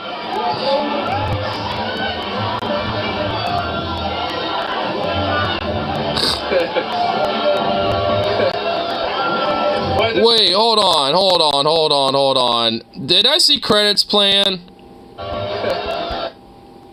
This is like near the end of the fucking movie. I mean, whatever. I mean, it's like you shouldn't really have your phone out up until you start seeing those credits roll, you know what I mean? But, like, I mean, what the fuck? I mean, my lord. I mean, it's... The audience was quite surprised. They actually thought it was the second movie, and they actually thought the third fight around. What? Learn how to make movie theater popcorn at home. Tell theaters to know this. No. Is it worth never having to deal with this in movie theaters? Yes. Aw, nah. Nah, you gotta go to the movie theaters. I'm actually gonna go this Thursday to, you know, go see Cocaine Bear. More ACAB content. Struck by a car on 21st and Broadway. Cop declined to cite any criminal charges. Wow, of course, because pigs don't do fucking anything. There you are. I'm gonna say I was walking with my boyfriend across the street, Northeast Broadway, 21st. We had to walk. We had the wall signal, and we were halfway across the street when a speeding Land Rover took the corner and struck me. I was dragged 10 to 15 feet across the street, knocked out unconscious. Ow, fuck. Boyfriend called 911. I was immediately picked up in an ambulance sent to the hospital. I was in and out of consciousness at this point. The hospital staff informed me I had a broken fibula and severe lacerations requiring stitches over my ankle and concussion. The cop at the scene popped in and said that the man who hit me was uninsured and left me a business card and case number. Severe stitches and a lot of pain meds. Later, I was sent home at 1:30 in the morning. Next day, I called police precinct to get information on my case. So when I spoke to the officer, he gave me name, address, phone number, blah, blah, blah, blah, blah. He also informed me that the man was unlicensed as well, and uninsured the man and that the man was not cited for anything. How much you want to bet there's like some sort of fucking Proud Boy or some Patriot Prayer fucking right-wing Blue Lives Matter fucking piece of shit. I mean, if it's like some Land Rover or some shit, it likely probably is some fucking little hog like that. When I asked why he was cited, the cop gave me a rambling answer about how this is what happens when funds are cut. I'm not a traffic officer, and I was getting called to respond to a shooting. This guy at least stayed to make sure you're okay, so he had some decency. I was told, dude, Yep, dude, I guarantee you that person who was staying around was like some Blue Lives Matter fucking piece of shit. I was also told that the man who hit me lied when asked about the accident. He said he was only going 5 miles an hour and clipped me when both my partner and another witness who saw the whole thing said he was going at least 30 miles an hour. I'm disgusted and beyond disappointed that a police officer could see my bone through the open wounds on my leg. Ow! And would allow this person to simply drive away with no recourse. I have friends who have had their cars towed for less, and they were insured and licensed. Who knows how many other people this man has hit or hit in the future. Probably because he's, some, like, family member to some sort of cop or a sheriff or some shit, because he's some Blue Lives Matter right-wing Trumpian little MAGA fuck. Guarantee it. Frankly, this person, if he has, like, the information of this piece of shit, at the very least, give the fucker's name. I mean, it's just like, fuck that scumbag piece of shit. Cops can't do anything. Does that mean we could beat the shit out of them? I mean, like, well, I don't know. I'm not willing to, say an answer to that. But the thing is, though, it's just like when cops are this fucking worthless, I mean, it basically means, like, the system is telling you, you're on your fucking own. We don't give a shit about you. It's just like, if they give a name. Don't they have, like, exceptionary things when it comes to, like, cases or case numbers that they actually have, which this person does at the very, very top? Like, when it comes to, like, actual, like, investigations and stuff.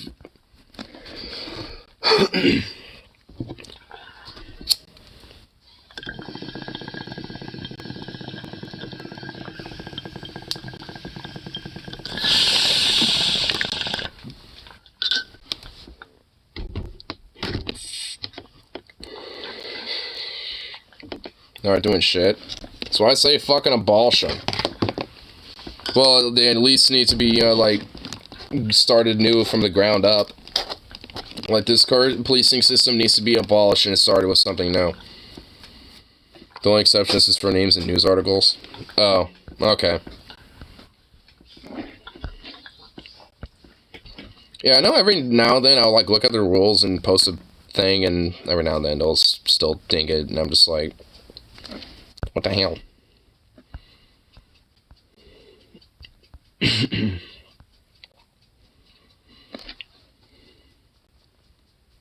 $2,200 a month for 18 months. Dude, don't do... What the fuck is wrong? Why are you doing that? That's, like, frankly dumb. Don't do that. Just buy one online. Which would be, like, a lot cheaper. Instead of, like, $2,200 a month, it'd basically be, like, $600 off the dome, and there you go.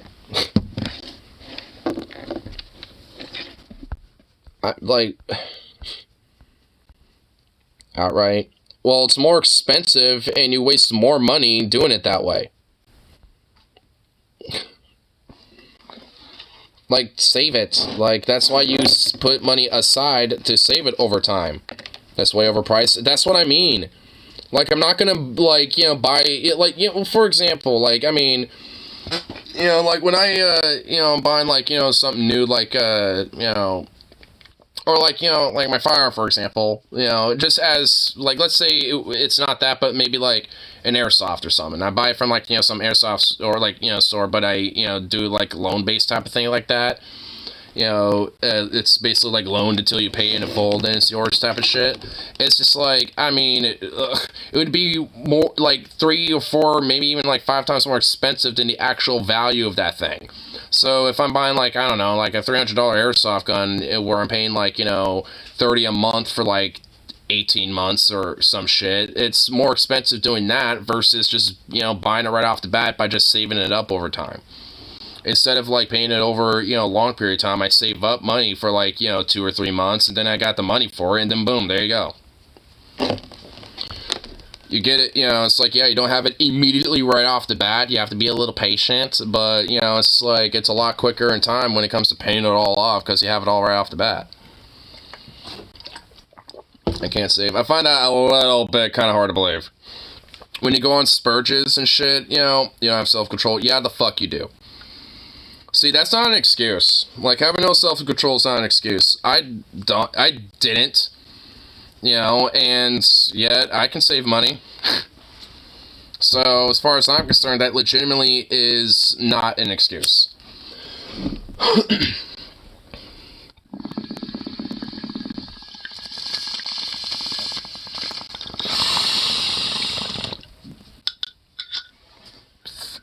If I can save money, even with me having not, you know, good spending habits, then you can't too. I have vices and needs that eat up money. So do I. I smoke a lot. I smoke weed. You know, I'll buy some beers every now and then. I'll, like, you know, I'll put some money down on my firearm and stuff. But it will. I mean, but for example, I mean, you know how much my gun costs? It costs $1,000 fucking dollars. You know, it's like, you think I had that money like right off the dome? No. I saved up for it, and that's with my spending habits in mind, and I was still able to do it. I just set a certain amount of money every paycheck that I got, and set it aside, and just never touched it. You know, and I just saved that up until I had the money to fucking buy it, and I went down there and said, hey, I want it, and went for the whole rigmarole. You know, it's just like, I mean, if I could do that type of shit, you can too. Ain't that hard. It's like, yeah, you might have to cut back a little bit here and there on certain vices. Like, I kind of cut back on smoking weed a little bit during that time, and, you know, wasn't buying as many groceries, wink, you know, during that time. So it's just like, you know, I adapted a little bit, but nonetheless, you know, didn't have to do it that much. Just a little. $5,000 would move. Well, I mean, he's fucking you 2 over 8 ways till Sunday. As far as I'm concerned, that's karma. And payment for all the bullshit that he was doing to you. This is the laptop I have in a Spreegate. And it's on eBay, so chances are it's a little bit cheaper than, you know, if you got it at, you know, some sort of a store. Let's look at the price. It's $400. And it was $750. So it is way cheaper. You can save for it in 2 months. Easy. Easy, bro. Just put like 100, like just literally put 200 down 1 month, put 200 down the next month. Boom. Free shipping too. Don't have to worry about that. Can't afford that. Oh, but you can afford 220, but see, no, it's like, I don't believe that, bro. Yeah, you could. Like, you think I can afford a lot of the different little hobbies that I, you know, have? Like, I mean, technically, no, not necessarily, but I still have them. You know, same thing for my roommate with his RC cars.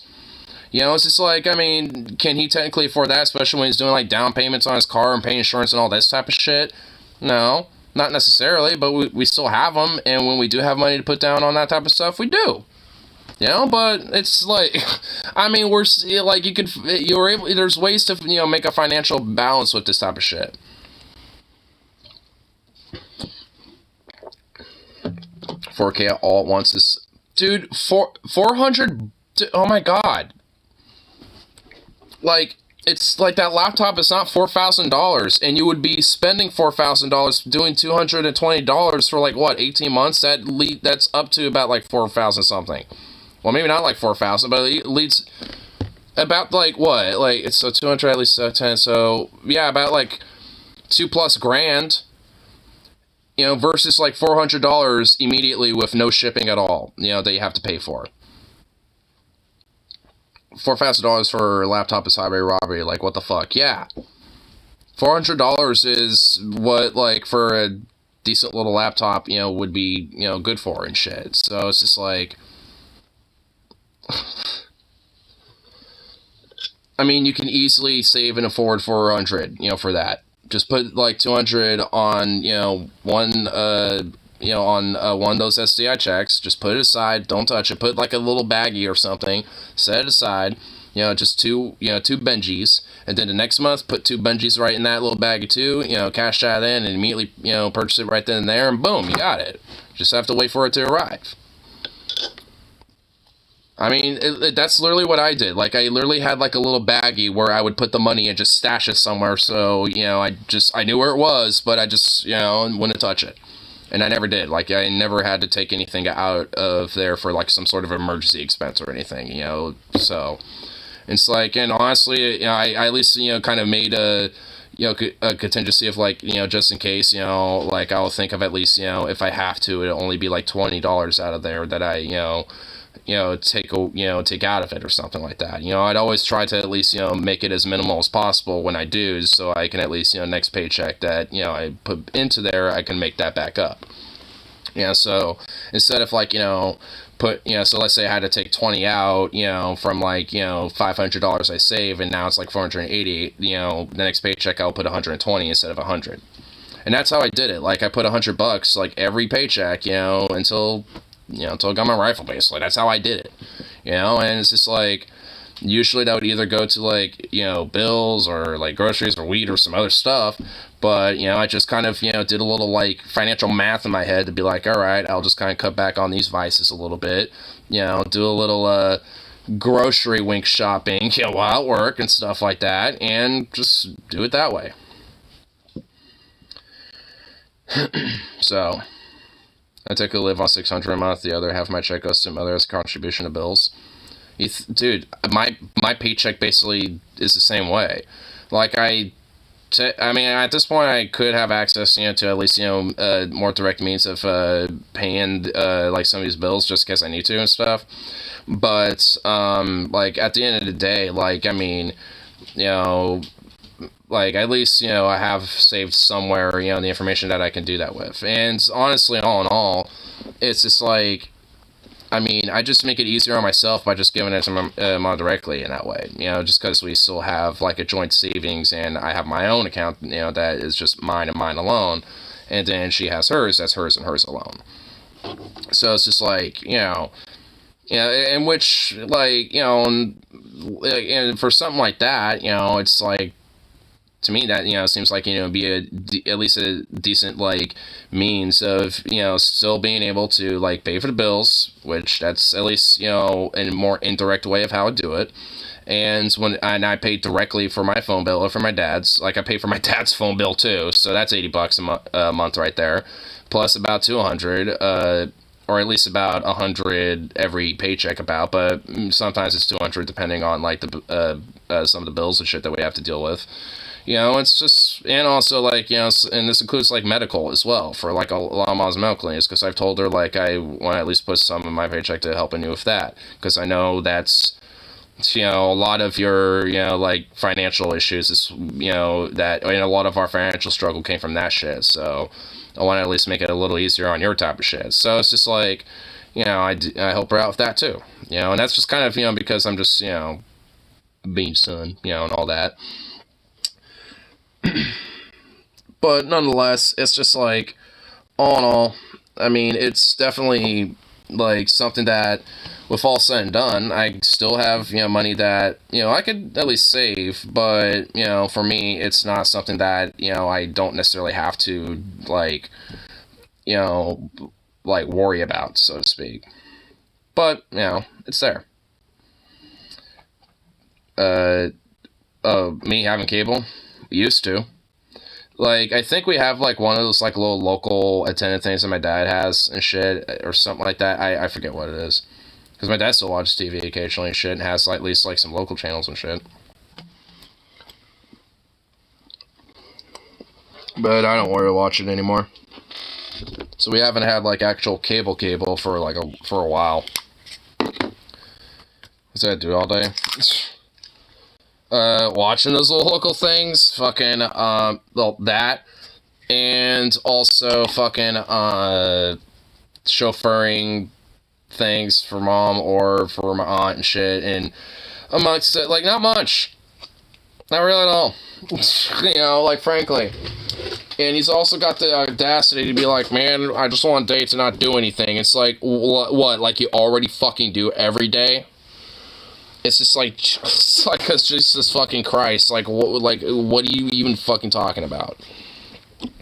It's like you, like, you know, getting off your ass and driving around places and shit. It's not exactly like doing much, and you want to bitch about not having a day where, you know, you're just not doing anything. It's like, fuck off.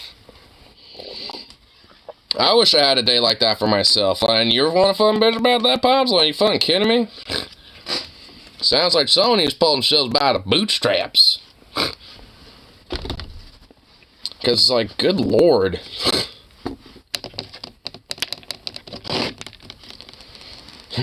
Dumping off the Xbox. Well, yeah, don't do that again. See, like, don't do that again with a fucking laptop and be spending way more than you need to for it, bro. I mean, seriously, there's no reason why an Xbox should cost what, like, yeah, I mean, that's how much it should fucking cost, is about $450, and you've been, like, spending multiple grand, you spent, like, probably multiple grand into it. Like, I'm honestly kind of scared to know what the total number is, yeah, at the end of the day. Like, I mean, that's how, like, the system games you and shit. It's like it wants to take people that aren't exactly, you know, financially stable, and basically, you know, do monthly subscriptions left and right on people. And where it's just like, hey, how do we basically, you know, maximize, you know, the pressure on financial instability on people? Oh, let's just put endless monthly fees, including when acquire items limited to, but like, you know, not limited to, you know, like, you know, Xboxes or TVs and laptops and shit like that. And, you know, instead of, like, you know, people, you know, like, having an element to essentially try to, you know, balance that out, you know, these type of systems, you know, take more advantage of that. If you can't pay off a card every month, you're spending too much. Yeah. Yeah, it's a scam, and one of the ways the system traps people into poverty, like those huge markups, should be illegal. Exactly. Like, if you're gonna do those, like, hey, you pay it off over time, it should basically be like you're paying for the full price of the item. Like, you know, if it's like a $600 laptop, it's that much, but yeah, you'll have like a little payment plan where you pay that off, you know, until it's done. But that doesn't mean you have like some weird loan shark shit where it's marked up like that. That's just fucked. And honestly, like, I know, like, some shops, like, I have noticed, or I think Etsy even has, like, implemented it to an extent where you can do, like, kind of a multi-pay system, where you can, like, you know, do payments of, like, a certain amount. So, let's say, like, I'm buying something that's, like, $100, I can do, like, $15 payments on it up until it's, like, $100, or $20 payments, stuff like that, like, every week, or, like, every 2 weeks. I've done that a few times. But the difference, though, is that I'm still paying for the regular price of the item, and it's also not doing some interest bullshit or markup bullshit. It's just, you know, like, you know, the owner of the shop and the person selling the item gets the full price of, you know, or gets the full amount right off the bat. But, like, you know, at least for me, you know, it gives me time to kind of, like, let that slowly kind of trickle in over time. You know, at least out of my, you know, financial means. And sometimes, you know, like, honestly, it does help. Like, there is an app that I will use sometimes called Shop, or ShopPay, I think it's called. I would show it, but I don't want my information seen. But I can at least do this really quick. Here, hold on. I can kind of show what the app looks like, you know, as, you know, just kind of like an icon. Here, I'll do this really quick. It might look a little weird, but here. It might be like sideways, but it's this. So, this one. Move it up there, and now we'll move it over here back to where it was. But it's that app. So, you know, basically, you know, like, if you look, if you look at, you know, I use that sometimes, and they do have like a payment system as well with that app, where you can do like kind of multiple payments over time. And I've used that as an ability as well. Like, if I'm, you know, like, buying something through that app as well, like, through a shop that I've used on, like, Etsy or eBay or something, like, it will be connected to those shops as well, so I can buy something directly from the shop app, too, if I wanted to. And from there, you know, like, I can also have a little bit more of a means to, like, let's say, you know, actually set up a more, like, cohesive payment plan. Like, let's say if, you know, do, like, like, you know, like I said, the $100 item, you know, I could just do, like, you know, $10 a month or $10 a week or something like that, and actually, you know, kind of set up a little payment plans like that. I love my card. Makes buying stuff easy. I mean, debit cards do the same thing. Debit card's too risky, just no buffer. No buffer? It's a debit card, I can't get a credit card, though. I mean, I have a credit card, technically, but I never use it. You can contest charges with a credit card, not so with a debit card. Are you sure? Because there's been times where I've been able to contest charges with a debit card before, and stuff like that. So, I mean, I don't know. I mean, maybe it's just different depending on the bank, I guess. I mean, I have Chase, so, like, honestly, I mean, there's been times where I'm like, hey, this charge was, accidental or this or that and blah, blah, blah. So I was just like, hey, like, just want you to, like, know, and usually they're able to, like, fix those type of issues. Someone skipped my debit card once and got $900 from the ATM. I could test it on one easily. Oh, good. Yeah, well, I guess for me, luckily, I haven't been scammed. And frankly, there wouldn't really be anything in my, in my debit card, really, for them to skim outside of maybe, like, $50, like, at any given time outside of, like, the Thursday through, like, Sunday. Like, anything beyond that, probably not. Probably SOL at that rate.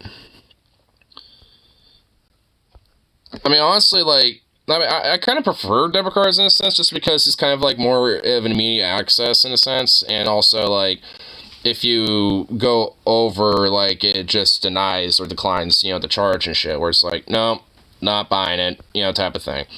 Which, at least for me, I kind of prefer, because, like, if I end up being low on funds, and I know I'm like, oh, I have, like, somewhere around $20, but I don't know if it's like 19 or 20, and you're getting like $20 worth of stuff, and you realize, oh, it declined, and then you take off like, $2, of items, and then it went through, then at least, you knew that, all right, now I have at least like less than $1, probably, so it's just like, I mean, it kind of at least gives more of a assurance of like, all right, I know how much money I, am working with, because with a credit card, at some day you have to pay at the end of the month. And, unless you're, have like, unless you're kind of a smart brain about it and actually kind of set up a good plan about, addressing, something like that. I mean, chances are that's going to kind of surprise you out of nowhere, be like, oh shit, yeah, that. And then, that's where, credit card debt starts, accumulating, especially when it, comes to a lot of people that might be in poverty, where they might not be able to necessarily pay that off immediately. I mean, it's why I always kind of got turned off by credit cards and shit, and I, even to this, even until now, I've rarely ever used it. I've used it, like, maybe, like, 4 times ever. And immediately paid those fuckers off, it's like, just because it's like, to me, just kind of, it's another one of those things, where it's kind of like, one of those, like, poverty entrapment, things for a lot of people that are on the lower end of, like, the economics spectrum right now, which is a lot of fucking people, and I really want to try to minimize the entrapment, so offers more protection against fraud. I'm not saying that it doesn't, I'm sure it does, but... it's more about just, like, kind of the other elements of it. And also of how much it, like, influences the whole, like, social credit score thing. It's, like, I hate that. It's so annoying. You're stuck with debit. Yeah, which is so... Low-key, be kind of some bullshit. At least in my opinion. To do, but realistically, I can't use it because my credit limit is too low. Yeah, I know for me, my for the card that I have, the maximum is like $200-something or something like that. So it's like, it's not really much at all. Like, that's why I use it for, like, every now and then for certain things. I've used it for, like, like snacks here and there, or buying, like, like a burrito or something, I've done it for that occasionally. Like I said, like 4 times ever. And with that, it's easy to pay off, like, next week, basically, so it's just like one of those things where, luckily, I don't really have to worry about it.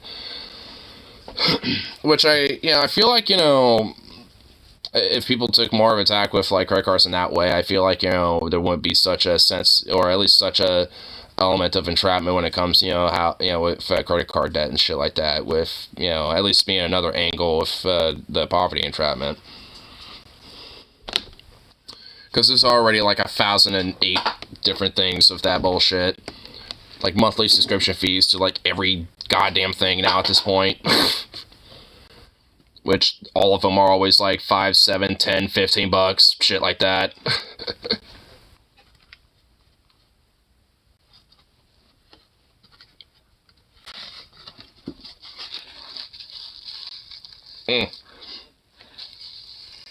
Do you make more than 1,137 a month? Let me do the math, because it's more of an approximate for me. Because I'm hourly, and,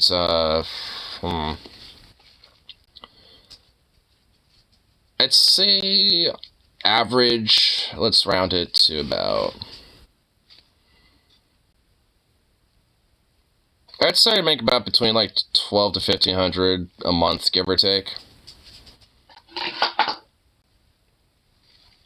Which, by the way, you know, if I'm able to, if I'm making just a tad bit more than you on these type of things, and going back to full circle with that whole getting a damn laptop, you know, and saving for that, saying, Do you need some water? Do you need some water, baby? Oh.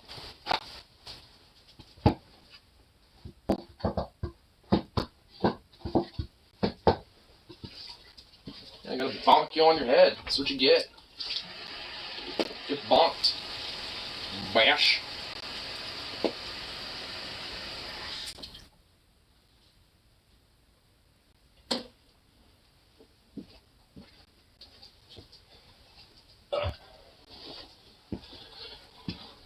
Ooh.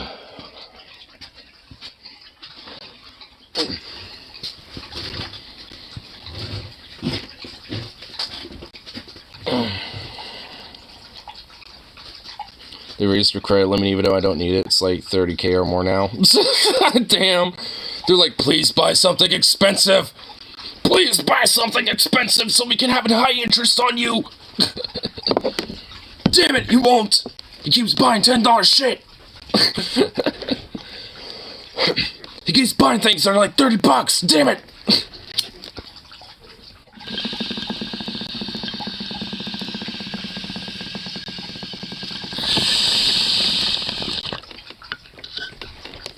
Use that for a trip to make. No shit.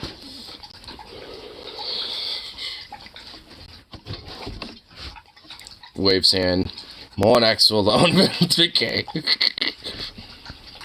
Yeah, have it immediate, easy access. You have to just like get him out of there. Hell yeah, dude.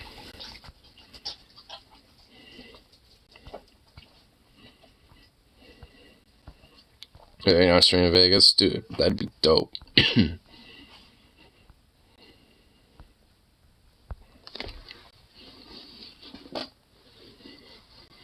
How long ago that loaning people money has been assumed as a cash giveaway with no exceptions of seeing it again?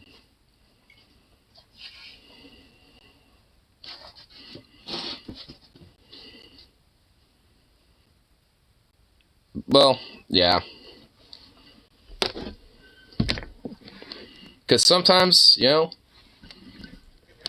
it probably is. Damn, you realize your plan. Well, of course. Can't just be doing some weird cash giveaway.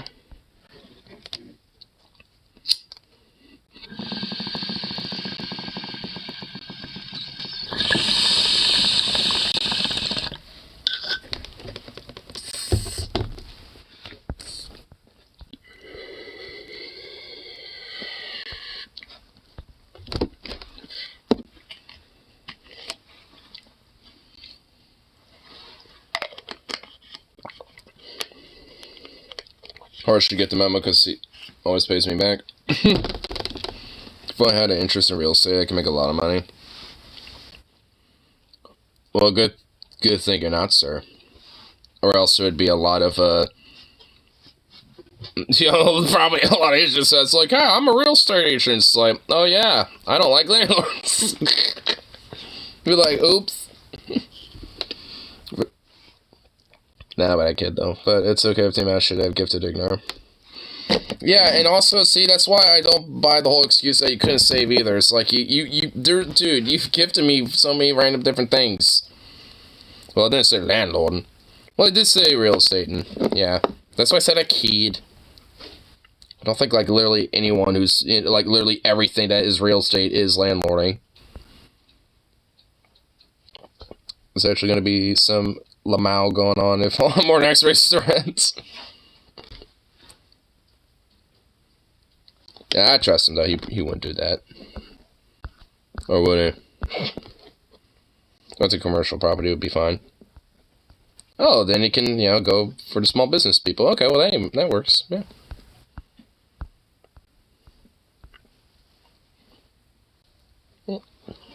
Oh.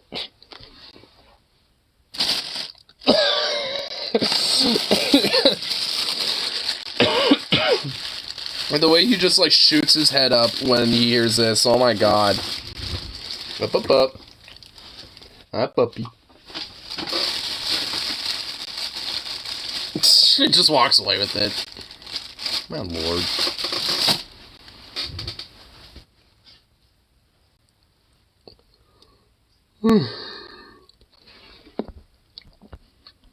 I might start buying a right-on house, start building 6 plexes that would be based. Flip Pops is lucrative, or can be at least. Yeah. Especially if a lot of, like, big mega, like, real estate companies and shit being able to essentially, like, do it on a dime, while someone who's, like, kind of, like, basically doing it from, like, a mom-and-pop shop type of level would have to, like, put a shitload of money into it, and sometimes, you know, won't always, you know, have success with it, while big real estate company doesn't really, you know, need to worry about things like that. Hey, boo-boo. What's up, bro? Just walking away with a big old thing in mouth. This is so much work and I'm a lazy mofo. I feel ya.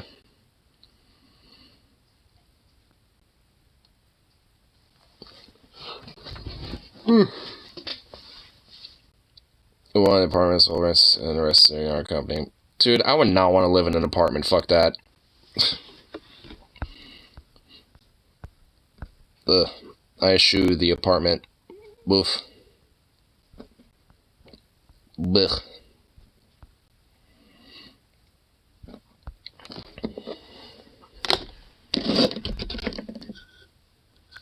I mean, after that video about, like, those people yelling about, like, you're barking dogs, blah, blah, blah, blah, blah. Well, you need to, blah, blah, blah. Then it's, like, the person, like, literally, like, in their apartment just sitting there recording from the, like, if it's, like, 15 feet from their door, and they can, like, hear that from the hallway. It's like, yeah, no.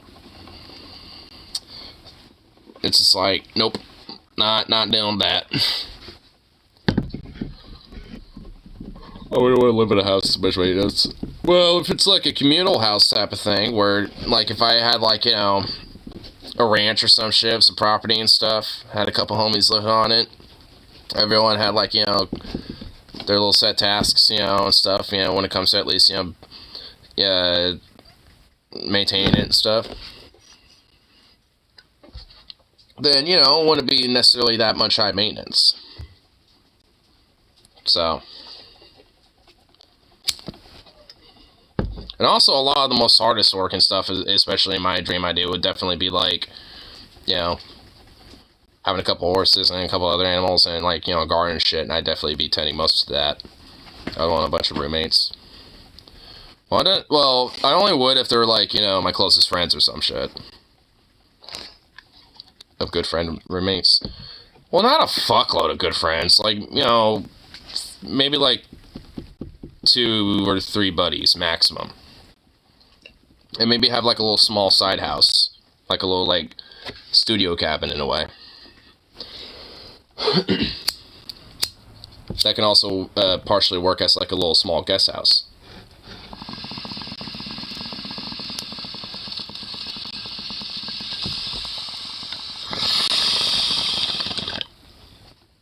Like, I would have wanted to be, like, an outright frat.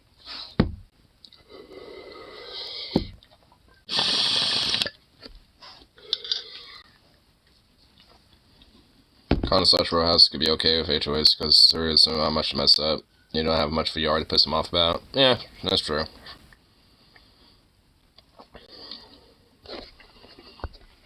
It's pretty cool, but too big for you.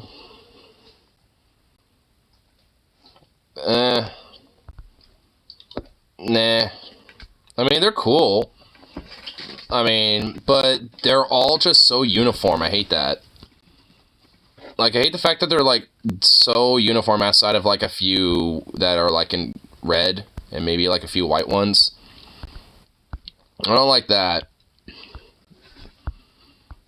It just seems so, like, monotone because of that. Probably helps. Yeah, I like the stone wall. Like, I don't really, like, hate the design. I just kind of wish there was a little bit more, like, vibrant, or at least had a little bit more, like, flavor or color going on with it. I mean, here, I'll show. It just seems, like, very monotonous. And plus, it just also is empty as fuck. Like, you know, like, you see these right here? Like, of these three, there should be some space right here where you got, like, a little, like, green space. And then, you know, you have a few more that maybe have a little bit of a different design. And then you got, like, another layer of green space. Like, I mean, it's, like... I mean, the designs aren't, like, terrible, but just, like, this, like, an endless row like this, like, God, this looks like a dystopian nightmare to me, honestly. I don't like it. Like, there's a lot that, like, you know, I really want to change about that. Is this one better? Well, I might get, I don't know, I guess? I mean, here down at the bottom, it's, you know, got a little bit of different shit going on. I mean, yeah, I mean, it's got some different little designs and stuff, you know, a little, you know, I don't know, it's not, like, terrible. It's a little better, I guess. I feel like what just needs to happen is, like, every now and then, there should just be, like, a space in the middle where it's, like, some green space and stuff, you know what I mean? Or maybe, like, a little community garden thing where it's, like, you know, people in the, you know, duplexes or whatever, or, like, you know, in the row houses have, like, you know, their little, like, little community garden if they want to, like, grow stuff or something. And obviously behind, I would imagine, you know, there should be, like, you know, or maybe there probably is some green space, at least, like, some sort of a law, or a lawn. Dystopian lol. Well, it's, yeah, a little bit. Not that picture. I mean, the one we just looked at, not really. The one before that, yeah, a little bit. Like a dystopian row house suburbia where it's super hyper uniform. You know, of just, like, endless, like, kind of, like, all the same. Very little variety outside of slight color change of the exterior. It's like, at least, you know, like, I mean, this last picture, there was a little bit of something going on. I kind of like, you know, a little bit of that one a little more. A little bit, to me, pleasing. It just, like I said, I just feel like there needs to be, like, some spaces, you know, like, in between for, like, a little bit of green space, or for, like, some bushes, trees, and, you know, stuff like that. As opposed to uniformity of single-family homes. I'm not saying that's better.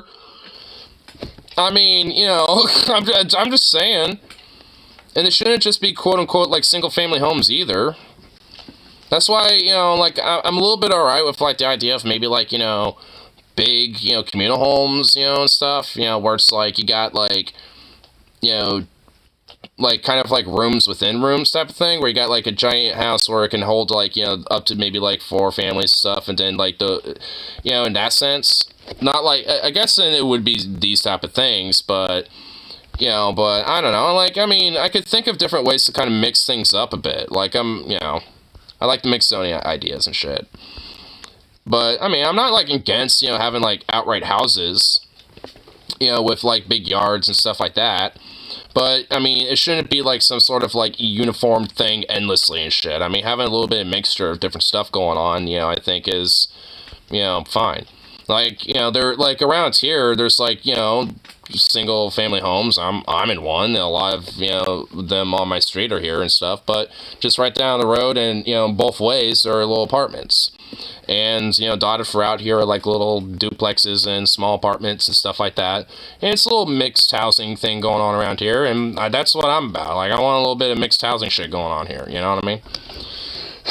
Because people want their own spaces. Some people have pets and stuff where they want their own yard, you know, to have their dogs, you know, run around with and stuff, because they can't always, you know, go to the dog park every day and shit, you know. So it's just like all these, you know, little things, you know, where, you know, like it's more about, like, you know, mixing it up, because, you know, depending on, you know, what people need, you know, they might need, like certain things. Like, for me, you know, I can see myself living in a somewhat smaller home, you know, for myself, like, that's a, you know, house with a yard, you know, maybe not necessarily the size of a house I'm in now, but, you know, like, I would say, like, you know, the house size I have now is probably about like the max that I would say would be fine.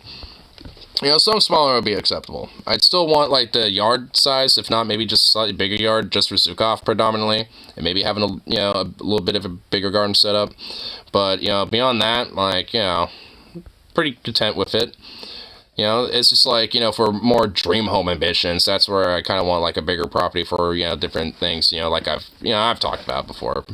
But at least for just like a current, you know, just want to be comfortable and just having something in immediate.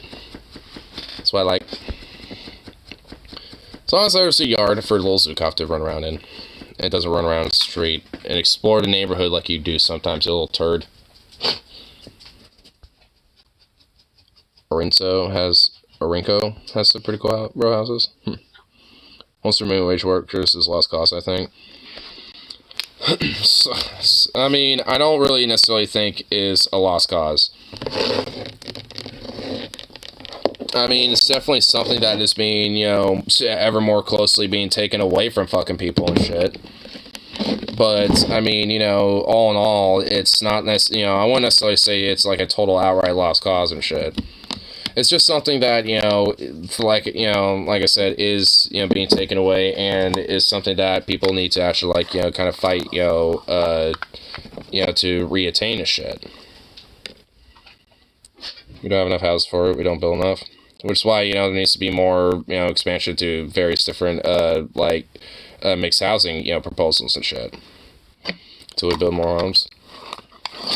Well, it's like, isn't also a lot of that like artificial to an extent too? Because a lot of these big real estate companies, you know, artificially jack the price up. So there ends up being like in some places a lot of homes available, despite the fact that, you know, we see mass, you know, elements of homelessness and shit. It's like, I mean, to some extent we do have, you know, the homes and shit. It's just that, you know, no one wants to actually put people in them. Because it's, you know, more profitable to just basically, you know, jack the prices up on these things and, you know, do, like, speculative marketing and treat them like, you know, fucking, like, stocks, basically. We have a huge shortage, though. Like, there physically aren't enough. Yeah, like, I mean, it's definitely still the case. I mean, you know, it's like, you know, we can fill up at least, you know, or at least alleviate some of the house lists and shit, but, you know, we're gonna need to obviously build more. Because, you know, with the amount of people who are homeless right now, there ain't no way now. Short 2,000 housing units. Which, you know, that can be, you know, and honestly, that's something that, you know, can easily be remedied. In my mind. That's, you know, there can easily be, like, you know, some sort of state level bill to be like, hey, by the next 5 years, we'll have, like, you know, 250 housing units, you know, constructed, you know, like, within, you know, these, like, cities and shit, like Portland, you know, like fucking Salem, Eugene, Bend, wherever the fuck, you know, wherever, like, wherever it would need, like, the most prioritization for these housing units, basically. And, you know, and probably, you know, I imagine, like, every little town that, you know, I'd argue probably could use, you know, a little, you know, expansion of housing units and stuff. You know, from places like, you know, from Madras, like Lincoln City, stuff like that. So, I mean, like, these are things that can be fucking achievable. It's just that, like, no one wants to actually, like, you know, fucking put the gumption to actually do it or fucking fight for it. I mean, frankly, that's why the whole idea about the dream being gone, so to speak, you know, like, is, you know, easy to kind of believe in a way, is because there's just, like, no one wants to, like, you know, like, you know, people essentially want to be like, oh, well, you know, it's just how it is, or we can't really do it, or it's not affordable, or, like, oh, politicians just won't do it, blah, blah, blah, blah. It's like, well, yeah, and... So, I mean, we just kind of roll over it, you know? I mean, it's like, I mean, just, it's like, you know, yeah, well, I potentially get, like, that whole, like, you know, idea about, like, I'm a ranch or whatever. Like, probably not, but whatever, you know? It's like, you know, I'd rather at least, you know, the next gen, you know, have at least somewhat of a remote possibility of that. I mean, fuck, I mean, I think about, like, you know, like, a lot of laborers from, like, the 1800s and shit, you know, fighting for, you know, their bare pittance and stuff. But, you know, it didn't really mean that they were able to have, like, you know, like a, you know, their family home and shit like that, being able to, like, live comfortably and stuff. You know, they lived pretty miserable fucking lives, sadly, most of them. And all of them, you know, like, a good chunk of them, you know, died working in those factories and mines and shit. But, you know, it took a couple generations later to where, you know, we saw, like, the fruits of what a lot of that, like, you know, blood, sweat, and tears led up to be. You know, it's like, you might not necessarily see in, you know, my gen or whatever, but the point is to at least, you know, make it so at least an up-and-coming future generations can at least, you know, see somewhat of a light towards that type of shit. And I'm just kind of fortunate that, you know, I was kind of one of, like, the last very few to, you know, have some sort of an advantage from the fruits of, like, what a lot of people have fought for, you know, generations ago. Which, you know, unfortunately, it's not really, you know, something that most people can really say. Everybody tell them once to let it deal with themselves. It's perfect. Set minimum rights for everybody, and then homeless deal themselves, and less population, more house availability to all the people that do have the homes and working good, honest jobs, laboring for cheap. There you go, brother. Solves multiple issues, and plus, the police don't gotta do shit. Oh, my lord. I remember there was, like, some Republican fucking wacko that literally proposed that as an idea. Was it, like, Rick Scott or something? Oh. Uh-oh. What did Rip do? Oh. Oh, these, like, row houses that you're showing me? It's kind of some cool looking row houses. I kind of like these little, like, horizontal, or I guess, like, these little, like, lengthy, like, thin houses. I always wonder, like, how the rooms, like, you know, are set up with that. You know what I mean? Like, because I'm assuming it's just, like, a hallway, but, like, you know, every door is basically just kind of like a, you know, a room. I really like the rooftop patios. I really do. I've always been kind of a fan of rooftop patios, frankly. Like, if, you know, if I had a property or something like that that was a 2-story, I would want it to have, like, a rooftop patio like that, where, like, one of the rooms has, like, a little patio.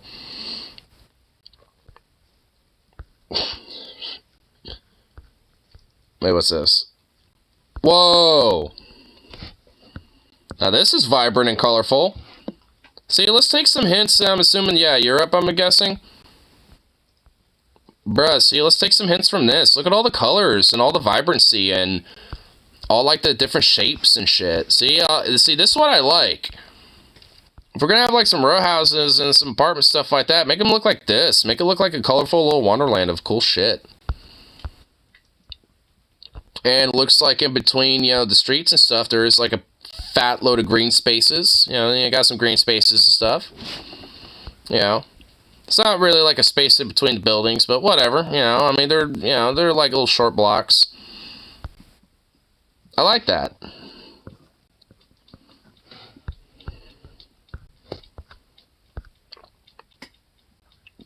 That's like Philly houses, row houses, but better. Yeah, see, like, I'm not, like, against row houses. I don't think row houses are dystopian. It's just that very first picture that got us into this whole row house tangent was. But those row houses look dope, dude. Those look fucking cool. I kind of like how some of them look like they're kind of bridged. Look at that. They kind of look like they're bridged together, like they're linked. They're, like, linked together with, like, this cool-looking tunnel thing. I mean, it's not every roof, like, here, it's not there, but, like, it's, like, every other building. I kind of like that. That's really cool. Dude, imagine doing some parkour shit on these roofs, dude. That'd be so dope. Those roofs look so cool to do some, like, parkour shit. England is all about row houses. They're everywhere. Yeah, my mom has a bunch of pictures when she was in England once. Or technically twice, actually.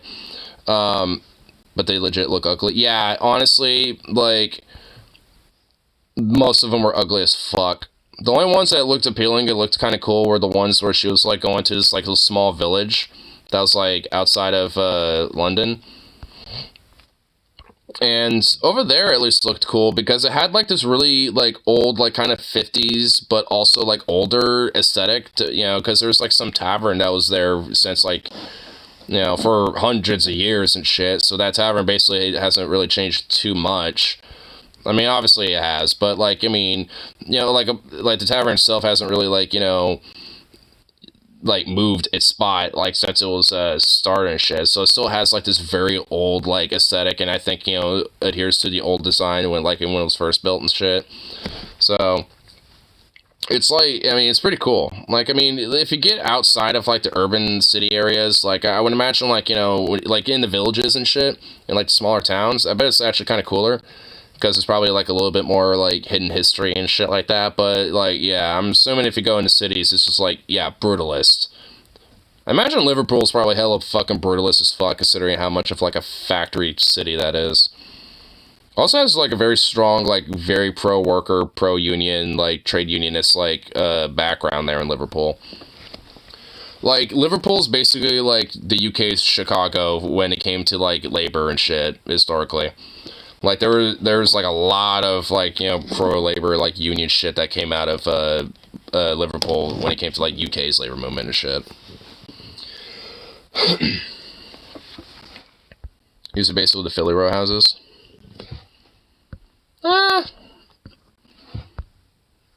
Seem a little, yeah, see, they're suffering with them being kind of like too uniform and bland. Like, add some color to these. And in fact, like, you know, reconfigure the roofs. Like, make some of them like green roofs where there's like some gardens on them. Make some of them have kind of cool little tops and shit. You know? Like, if anything, these just need to be refurbished and kind of put some color to it. You know what I mean? Like, these things need some fucking color. Like, they're just too drab. Like, like, I'm getting that same dystopian vibe that I felt, you know, with that first picture that we saw initially. But not as much. It's just drabby. Like, it just needs to, like, you need to, like, that last picture, like, with that European, like, row houses, like, splash all the color, you know, on these, and these will actually look okay. You know, refurbish them, you know, a little bit. Like, you know, I'd imagine, like, retrofitting the roofs a little bit, you know, like, maybe add a couple green spaces on the top of those, maybe. I don't know. Like, I could kind of, you know, like, see these being worked on a little bit. They're just kind of drabby. Like, it just needs, like, color work and a little, like, you know, minor retrofitting, basically. Eh.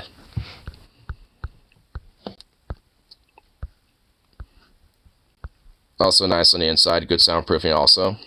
Yeah, I imagine the insides are probably fine. It's just the outsides of them are just drabby.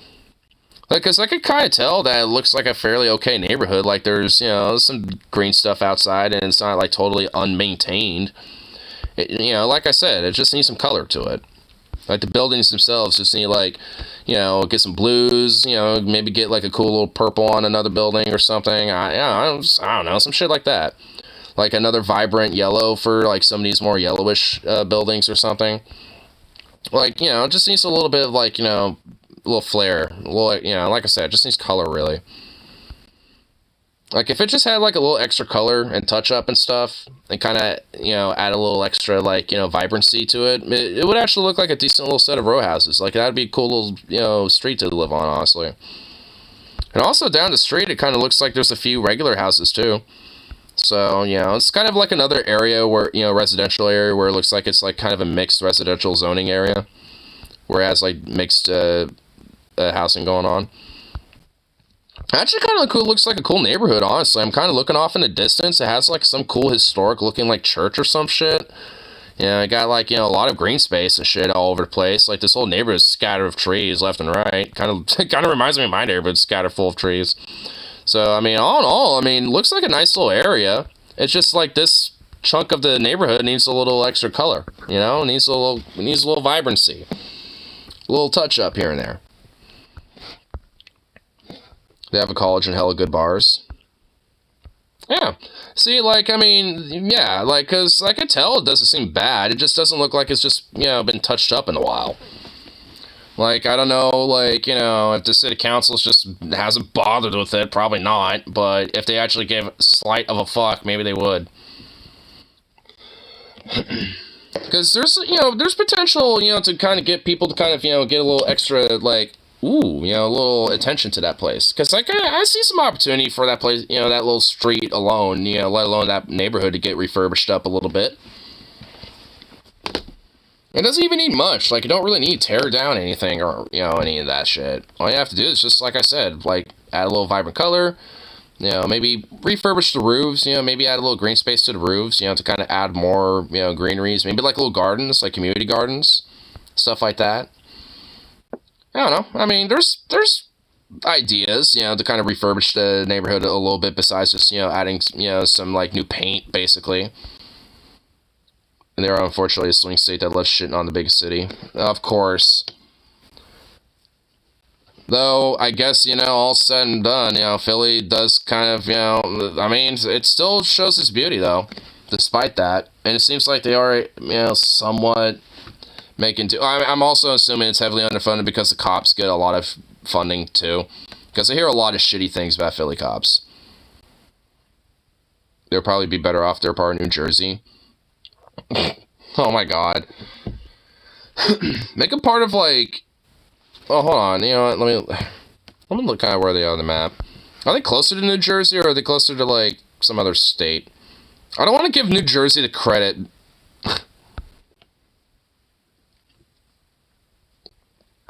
Let's see. Mostly because of the state. Yeah, the cops are overfunded. Well, of course. Well, there you go. Oh, shit. Yeah, they're right next to goddamn New Jersey. They're literally across this fucking river. God damn it. They're near Delaware also. That they are. But that also means if we were to expand Delaware, it would also have to have Wilmington. Look at this. God damn it. You know what? We might have to just take the L and let New Jersey fucking have it. Because Philadelphia is literally across the fucking river. And then you got Wilmington. Like, Delaware would need to have Wilmington as well, which I'm okay with. So, you know. The Delaware. Oh, wait, is it? Hold on. So. Oh, no, wait. Wilmington is already Delaware. Oh. Yeah, give it to Delaware. Give fucking Philadelphia to, yeah. Because they can have Chester and Aston or whatever all these other fucking places are. But yeah, there you go. Boom. I don't want... oh my god. There we go. Yeah, just give it to them. Let Delaware start their expansionism and conquering New Jersey. We'll let Delaware, you know, take, you know, southern New Jersey, and we'll let New York, you know, do some offensive operations via the 95 down here, going south, you know, in New Jersey, and take the north. So then we could succumb New Jersey, and then, you know, we could just take New Jersey away as a state. Honestly, you know, I feel like a better way to, you know, just take out a state like, yeah, like, honestly, it wouldn't be New Jersey. It'd be Florida. But the problem is, the neighboring states aren't really that better. They're not much better. Georgia probably is better. Alabama isn't. So we'll just have to let it be Georgia. I already see how they could do it. First, blitzkrieg the fuck out of Tallahassee. Cut them off. Gotta cut off, you know, this weird dick thing going on here. Cut off Pensacola. And then, from there, you surround Jacksonville and just cut all the way down and just, like, go right through it. And, of course, you know, I gotta do that, you know what I'm saying? And then, you know, from there, obviously, like, you'll just have to, like, you know, just kind of cut through that shit. And boom. Let Georgia just, you know, assume Florida. And maybe we'll let, you know, Cuba here have everything from the 75 right here south. So they basically can have all this. They can have Miami and Fort Lauderdale. Well, not Fort Lauderdale. It's on the opposite side. They can have... Wait, there's a Hollywood, Florida? What the fuck? What the hell? Hold up. There's a Hollywood, oh my god. Oh my god, dude, look at this. There's already water on the... Oh my god, look how much water there is on the inland. What the fuck, my dude? There's a Hollywood, Florida? Dude, I never knew this. What the fuck? Okay, now we really need to conquer them. They don't get the right to have a fucking Hollywood. No, that's California's fucking town. Or, you know, you don't get Hollywood. Fuck you, Florida. What the fuck? Like every state has a Hollywood. Well, Florida don't get Hollywood no more. Portland even has a Hollywood district. A Hollywood district. But not a Hollywood. Alright, we need to take out Florida's Hollywood. That's just... What the fuck? Boo. Are we just not creative with names? Do we just have to name shit after other shit? What should we name this town? From this other town. Oh, it's technically a district of LA, Lamau. How come when I zoom in to LA, there's a goddamn fucking, like, Hollywood? I just don't know exactly where it is, because I have to fucking, like, skim around. Because LA is so goddamn gigantic. Like, fucking Christ, man. There's a winter storm warning over here. What the fuck? Damn. And it's actually not in LA. It's in Santa Carla, I think. It literally refuses to show me the town name because, like, this winter storm thing just usurped it. Damn.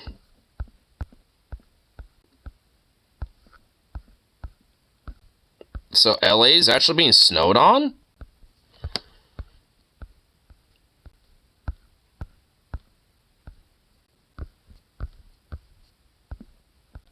Oh my god, you're pulling up a goddamn fucking Wikipedia page about Jesus Christ.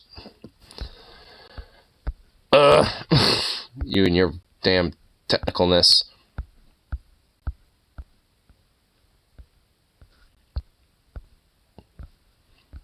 I'm just, like, honestly, like, amassed by, like, how ridiculously huge this fucking city is.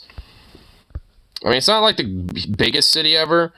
I mean, New York is huge, too, but, I mean, like, how, like, just, like, this urban shit, right? Like, you know, how, like, Google Maps kind of shows that as, like, that kind of gray amoebic stuff. I'm just, like, immense of how, like, it just, like, sprawls all the way up over here, basically. It goes all the way over here, essentially, even up to, like, basically a Palm Spring area. It goes all the way down here. It's like, this is just like an amoebic sprawl of, like, urban shit all the way about up until you pretty much reach, you know, reach Riverside, San Bernardino, essentially. And, well, really, technically, like, Beaumont. Or, like, the Moreno Valley. And even then, you know, if you keep going down, you're just get more fucking towns. It's just like, Jesus. At least physically massive, especially if you count the Inland Empire. Yeah, like, I mean, I'm also just kind of, like, looking around at all this, like, other stuff. There's a town called Lake Los Angeles, and it's not even remotely close to a lake. It was terribly redesigned. It dug up a large streetcar system in the world. And turned into a smog-infested hellhole. Well, you could think, honestly, like, a lot of capitalist interests, like the automotive industry, you know, a bunch of, like, you know, robber barons, you know, in the early days and shit, you know, it's like, there's so much, you know, that goes into that. I wouldn't even know all the specific little nitty-gritty, like, gritty details of all of it. But there's just, like, so much, you know, like, shit that goes into it. Like, basically, like, I mean, funny enough for, like, Las Vegas, for example, like, I mean, it basically was just started as just an excuse to, like, have a bunch of rich fucks have a tax haven. That was essentially the first main reason why Las Vegas, you know, was away, you know, started. It was just like, well, how do we, you know, make it a tax evasion? Well, let's have a tourist attraction here. Well, how do we do that? A lot of alcohol and gambling. You know, and basically, initially, it didn't really work as well, but there was enough big, like, big business, like, investors that went in there and actually kind of made it more of a big attraction, because just simply having a casino and a bunch of alcohol, and that's it, you know, doesn't exactly do much. But if you add a lot of big pizzazz and some shows and performers and all sorts of other shit and big, like, flashing lights and all sorts of other stuff, Now you're attracting people. You know, so it kind of took a while for it to catch on, but, you know, Las Vegas for a while was just kind of like a little small, like, tax evasion town for a while. And then eventually it just boomed and exploded into what Vegas is today. A big old city of vice.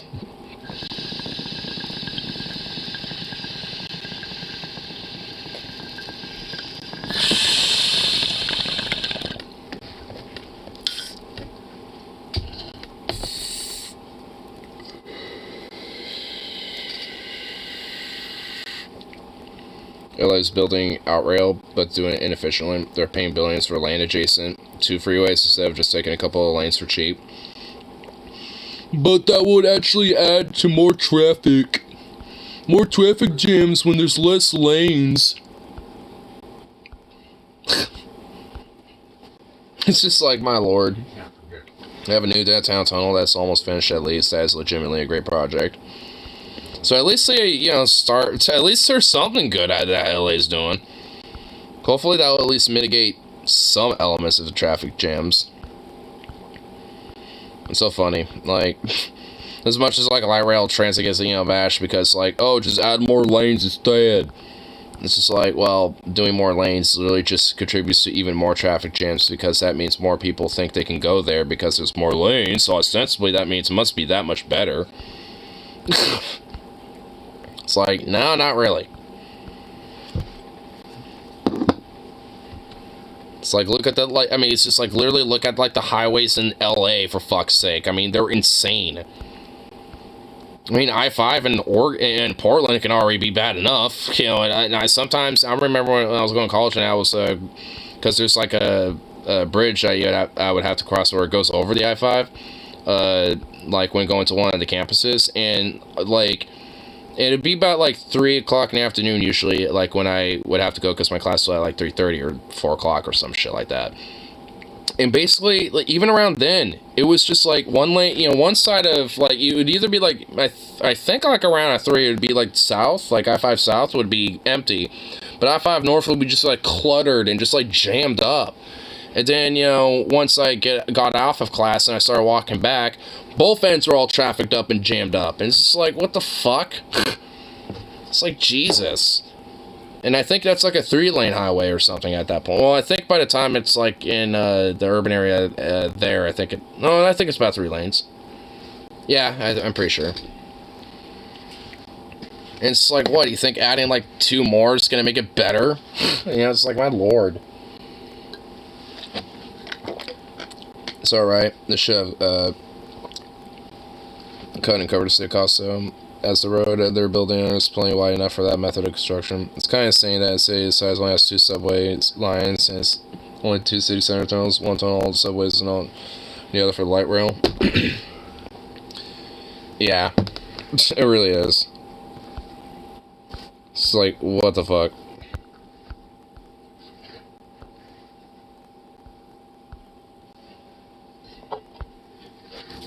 Ah.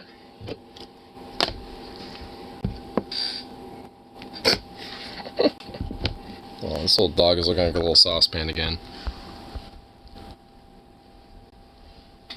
This is a little ball. His little tail's sticking out. So if you cut it off a little bit, it kind of looks like a little saucepan handle. Aw. Little round ball. Watch, when I grab this bag again, that head is gonna just shoot right up. Watch. Yep. He's a little sleepy. He's like, what? What? Hi, Poopy. Here you go. Only gotta take it.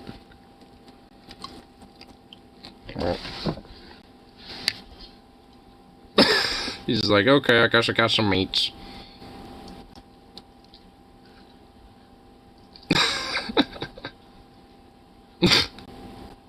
She's like, what the fuck am I supposed to do with this? What a goober, dude. What a little goober.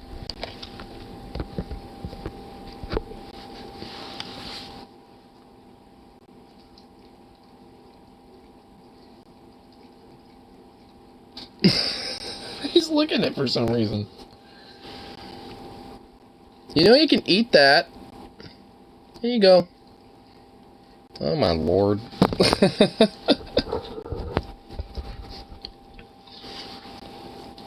What a goofy little dog. He's so goofy. Chicago's hard to compare because they use elevated rail lines and have a loop. DC is a much smaller city, has 3 city center tunnels and 6 subway lines. Well, it sounds like they have, pretty, at least adequate, like, little transit system, for what DC is. Because that's way more than Portland and shit. Like, granted, Portland's probably a little smaller than DC.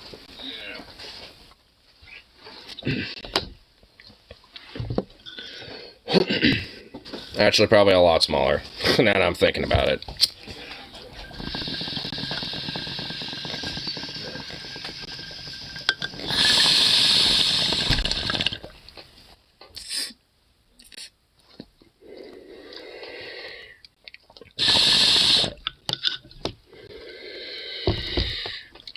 Badly need one, though. I know.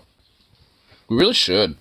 Like, I mean, we already have, like, some of the, underground tunnel systems. I mean, we can at least reconfigure some of that as, like, a start basis. And then, like, at least, I mean, I guess a part of it, a part of me would, think maybe otherwise just because of, like, some of the historicity of it. But, I mean, I know they have at least, like, blocked some of it off. So I guess for the ones that are at least all blocked off, you might as well just, like, use those. Use the ones that are blocked off, and the ones that aren't, just, keep those, for tourism or something. I still want to check out some of those tunnels, including sections of the tunnels that are a little blocked off. A little bit of urban exploring and spelunking at the same time.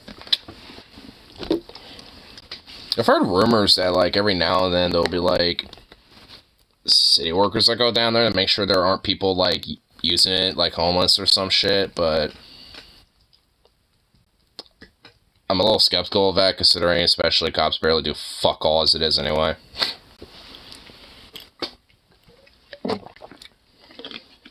They're way too small for...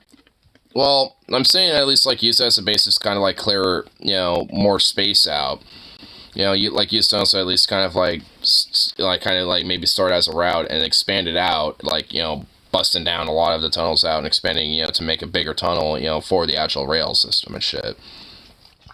Obviously, you couldn't use the actual tunnels, to just like, let's put a train in that tunnel that's already there. It's like, you couldn't do that, but you can at least use it as a basis to kind of help expand, into another, new tunnel system from that. Because in a way, it, can at least, be a little easier instead of having to do, like, a totally, like, new system in itself. Because at least there's a little bit of a start, instead of having to, like, dig up, like, various different chunks of Portland, to try to, like, get under there. I'm sure you would have to do that still anyway. Probably should do a cut and cover a tunnel on 6th Ave Morrison. That'd work. That'd be a decent little spot for it. Only too deep bore for crossing the limit. Yeah.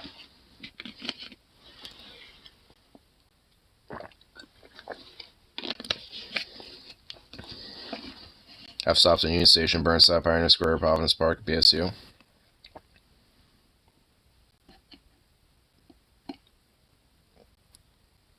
Wouldn't the airport also be a good idea as well?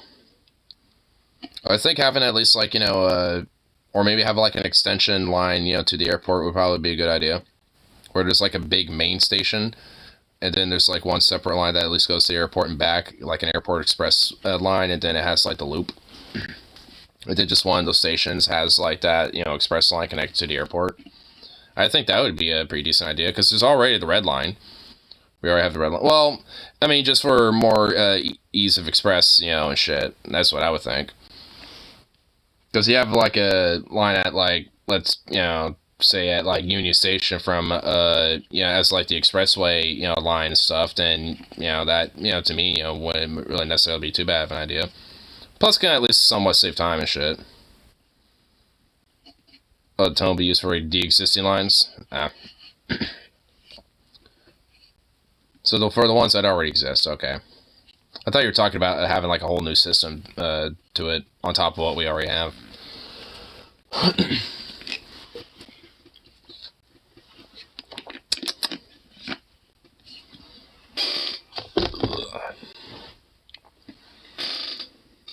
Aw, you sweet little baby.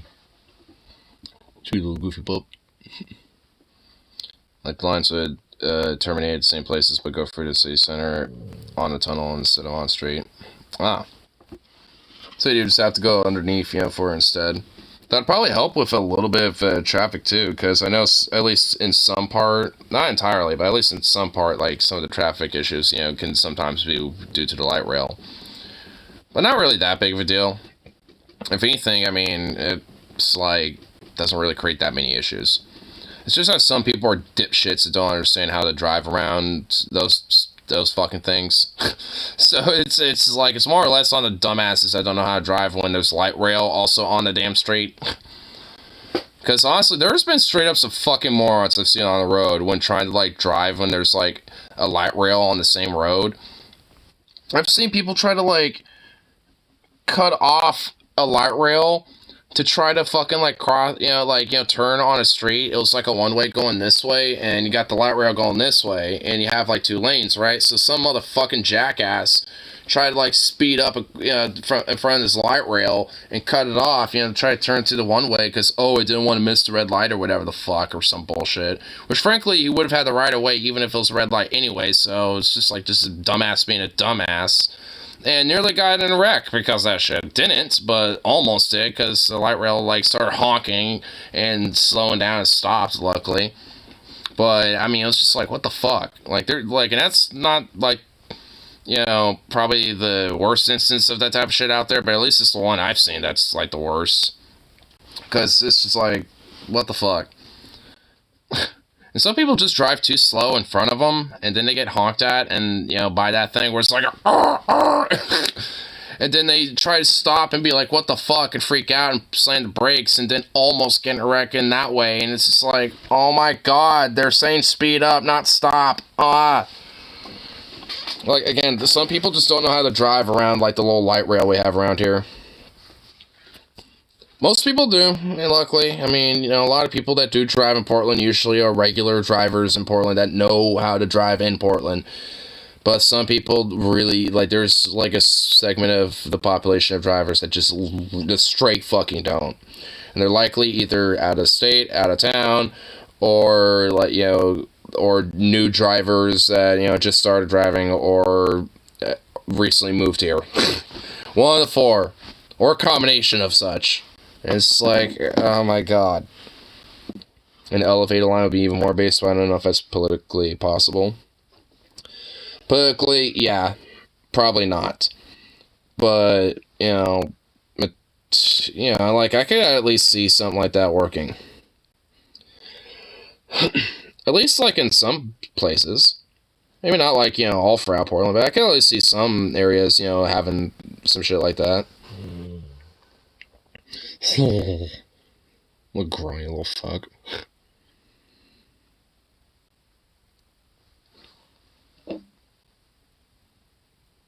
I'm trying to think, where it'd be pretty decent spots, for like some elevated lines like that. I mean, the only place I would think that already barely kind of has this is kind of like the Orange Line, where it goes like to Lincoln to like OMSI and shit. Well, the stop after OMSI, like on the west side of the river. I don't know the name of that one specifically. I think it's the OHSU stop. Like, because it kind of lifts up and kind of goes over some shit, but that's, like, literally the only elevated thing I think Portland has. It's barely, like, a full elevated line. It's just, like, in between two stops. It's cool. I like it.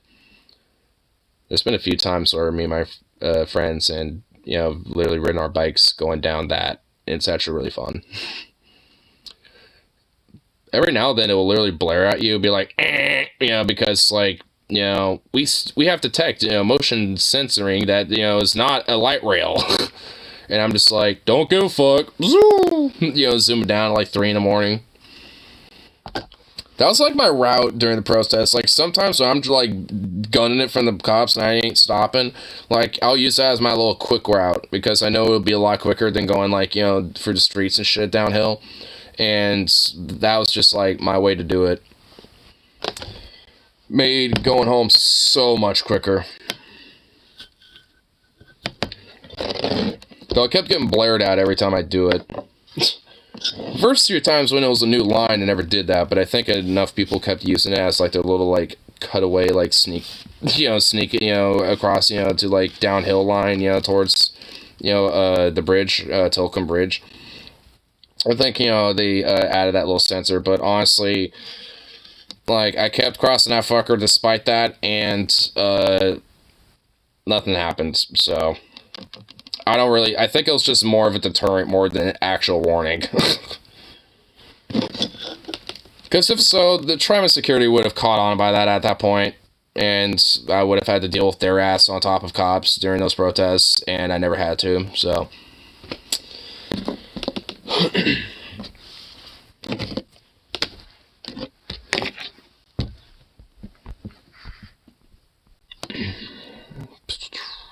Here. Kill the background. Wait, hold on. Yep, I knew it. Fucking Bluetooth is.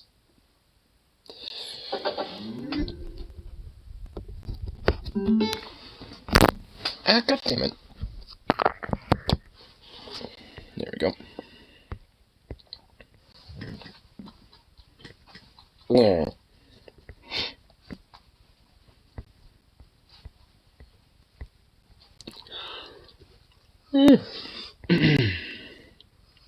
Oh, boo boo. Look at you.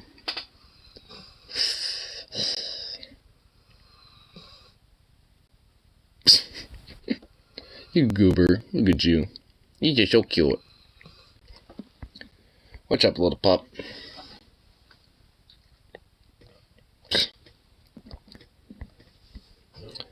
I always wonder what goes through his mind when he just, like, stares at me like that. He's just all like, just looking at me. I'm just like, and I really do wonder, it's like, what goes on through your head, dog? It's like, are you judging me? Are you contemplating how you're gonna, like, eat me and get a life insurance policy out of me or something? Like, I mean, are you plotting your next scheme to, cause more anarchy against me? Like, I wonder what goes on for his head. I want to, like, if there's anything that I want transhumanism, like, tech, or when it comes to, like, Neuralink shit, or, like, that type of tech, if there's anything that I want the ability to have out of that, I want the ability to read this fucker's mind. Like, I want to know what goes on for his head. I probably don't want to know, but, this curious bee is curious indeed. I don't care if curiosity kills the cat.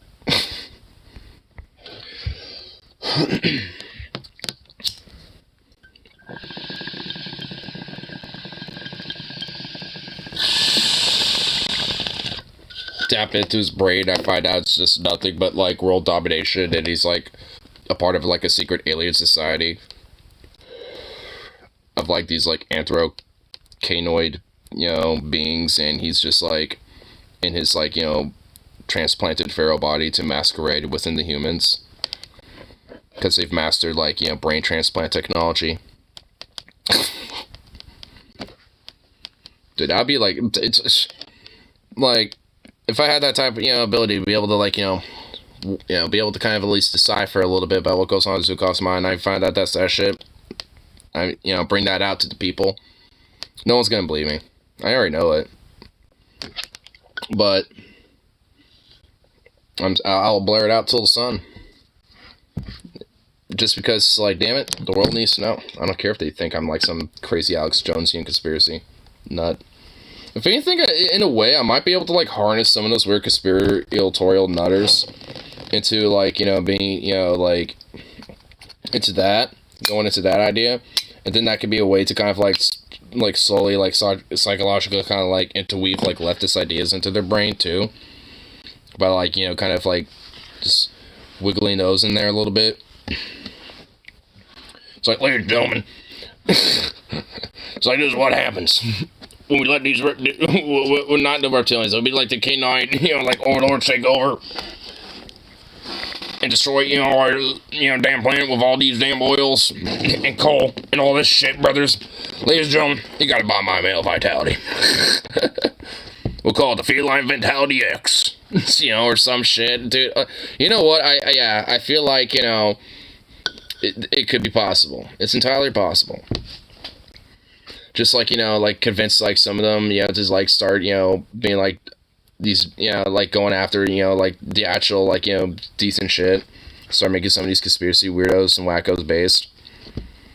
Unfortunately, it's more far-fletched and, I feel like it's at least more intact with a reality than the reptilian weird, like, Q shit, but, even, for them, they'll be like, what? And that would be a sad thing, too. They'd be like, nah, you're just going too far with that. Anyway, back to my Q conspiracy. It's just like, fucking Christ. Even if it did happen, if I found out this little bastard, was like a part of, like, a canine alien, race, set, to just, like, conquer us all from, like, some extraterrestrial civilization, then it's just like, shit. Not even the Q conspiracists will believe it. It's just like, god damn it. Well, I don't know. Some of them. Because some of them are also flat earthers and shit, so.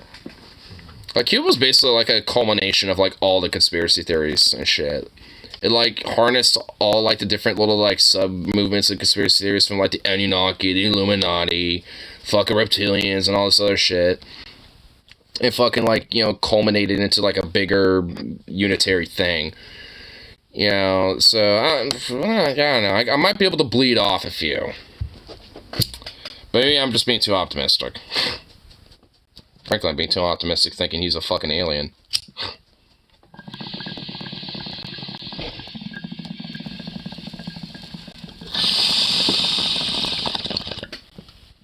But I want to believe.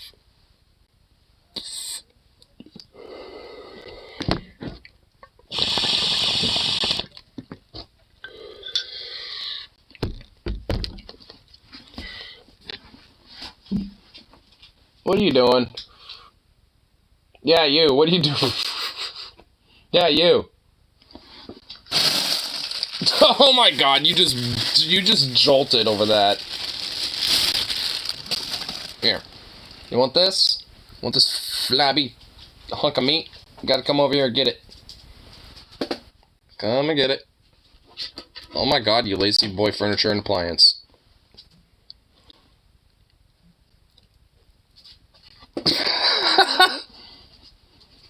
Chemical warfare? No. I think he was going to try to open that door. But he immediately went for that hunk of meat because I grabbed it.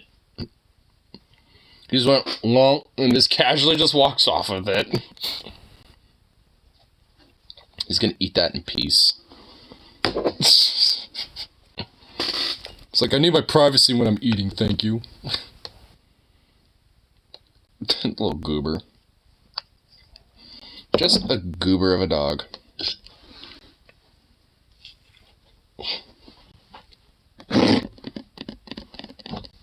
My goodness. Yeah, what time is it around by now? Yeah, it's almost 2. I think I'll get myself a little bit of food here on. It's all good and all that food and shit. But get at least one more bowl loaded up. Oh, I can't wait for my Friday tomorrow, too. Oh, boy, and it should be chill as fuck, because there should be 3 of us. Except, it's unlike today, it was just 2 of us. Ugh. I just made it so, like, it felt like the old times of, like, closing and getting off at 10, because it's essentially when I got off at. I was like, ugh. I don't like that. Ew. Oof. I kind of like this whole, leaving around 9 o'clock. I kind of like that. I like the whole, like, being an hour earlier than, like, it used to be.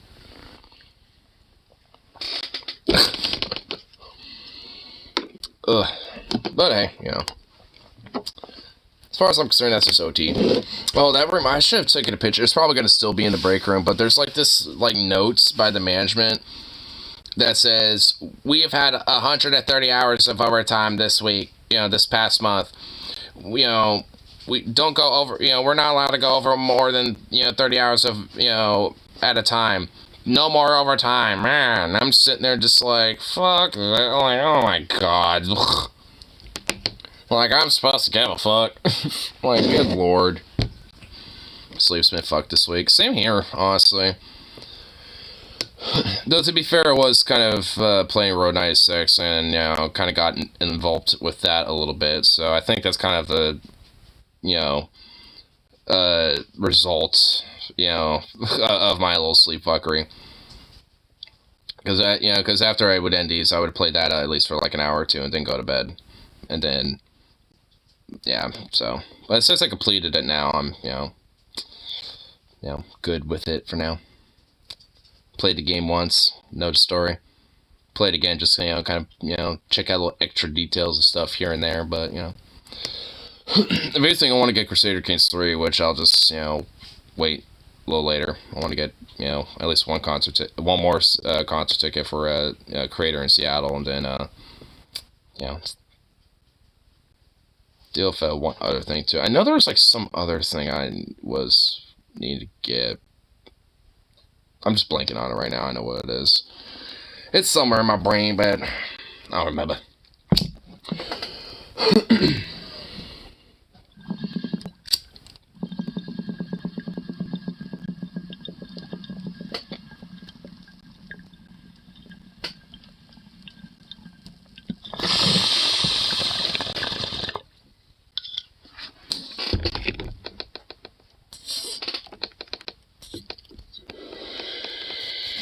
Radio. I should call it good for this one. So, peace out. And of course, I shall return